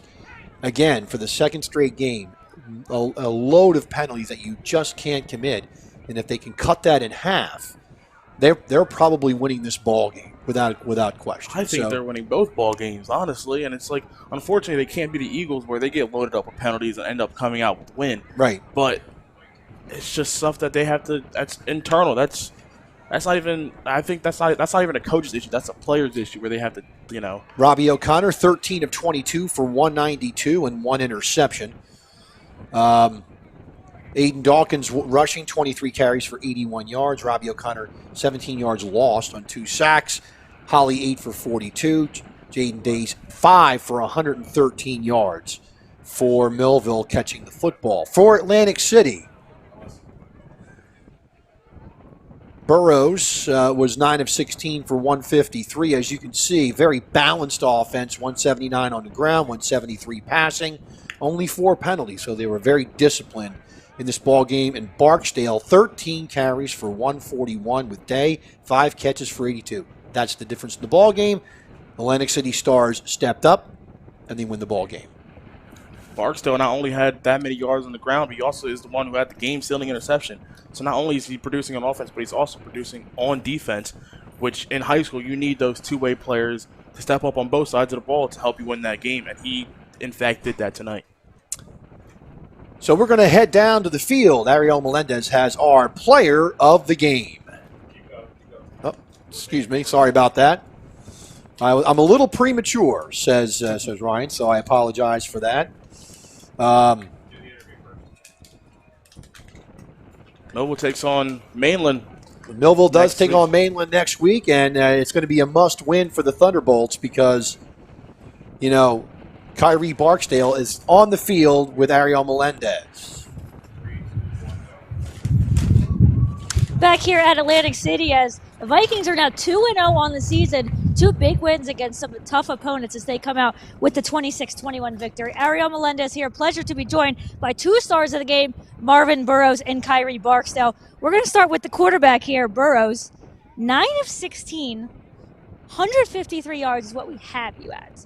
Hell of a game. Oh, sorry. I knew that. I knew I was going to do that. Man, I just leave it up to God, man. I don't make mistakes. You know, I take it one step at a time, just have fun when I'm doing. And it was a little bit of struggle at the beginning of this game, but kind of on all sides of the ball. It looked like it was going to be a really sloppy game, but you guys fought, and to come back on that comeback, kind of led by you and the guy next to me here. Just kind of talk about your effort and this guy's effort right next to me. Man, we bust our behinds all season, from lifts to track to indoor track, team workouts, running these bleachers. It was just hard work paying off. And you want to just say a little bit about his effort? Yeah, man. He was all right. He told me before the snap that he was gonna score, so I just put the ball in his hands, let him work. All right, so we've got you. I told you a little bit unofficially, 13 carries for 141 yards. You had this touchdown there as well. Again, same kind of question, Amos. It was a little bit sloppy in the beginning, but you guys stuck with it. Kind of talk about that and the fact that you guys have 2 victories against some really tough teams. Man, everybody count us out. They leave us out the rankings. They leave us out of everything. They think we the sleepers. We come out every Friday and we should lay the wood. We show them why we should be up there every single Friday. And your defense kind of really stepped up late in the game, especially with that interception to seal the win. Just talk about their effort as well, because, again, it looked like it could have gone either way at the beginning. Defense is straight dogs. My D-line, they get after it. DBs get after it. We see the ball, we attack the ball every play. And your coach talked about this earlier. I know you guys weren't around from this, but it's been a long time since you guys have beaten Millville. He said maybe around 2014. Again, I know you guys weren't there for it, but what does that mean to you? It means a lot. It shows we ain't done. It's a new era for the Atlantic City Vikings, and we ready to take on every step. And I'll ask that same question to you. What does that victory mean after, such a long time that the Vikings haven't been able to beat Millville? It's just step one. This win is in the past. We got Cedar Creek next week, Ocean City the week after that. We're taking this week. We're taking every game step by step. All right, again, that's our 2 stars of the game, Marvin Burrows, Kyrie Barksdale, as the Vikings go to 2-0 on the season with a 26-21 victory. Ariel Melendez here will be back to wrap things up here on Quinn Broadcasting. Stay with us. Ariel Melendez with our 2 stars of the game. And Millville, 0-2 on the season. Tyrell Dunn along with Rich Van Noort. Tyrell, not familiar territory for the Thunderbolts. No, back in the day, at least when we played, or when I played, I should say, we would start off, 0-2, 0-3, and then somehow just break out and win 7, 8 in a row. Get to the playoffs and, sometimes make it to the, state playoffs and all that stuff, sometimes not. But these tough games, at least for Millville, these are 2 teams that, at least Atlantic City, I think they're better than RV and Atlantic City. It's just like I said, these mistakes and these fumbles and costly stuff within the game just brings everything all together. Just obviously leads to the loss. Well, Millville drops to 0-2, and Atlantic City is 2-0 on the season. For Ryan, our director here, Ariel Melendez, I'm missing the camera people, so I apologize for that. Yeah, so you sent it to me? Oh, okay. You sent it to me. So now I got to, oh my goodness. I failed again. Rebecca Pantazine and Liam Mulheron on the cameras. Sorry about that. And, of course, Ariel Melendez, who's been here and on the field as well. And for Ryan here, and for Tyrell, I'm Rich Van Noort saying, see you next week at the Corral in Linwood. This has been a QBC television production, in association with our partners and sponsors. QBC broadcasts on Comcast Cable Channel 22, and live streams its programming on Facebook and YouTube. All rights reserved by Quinn Media and QBC. Programming that serves the South Jersey market.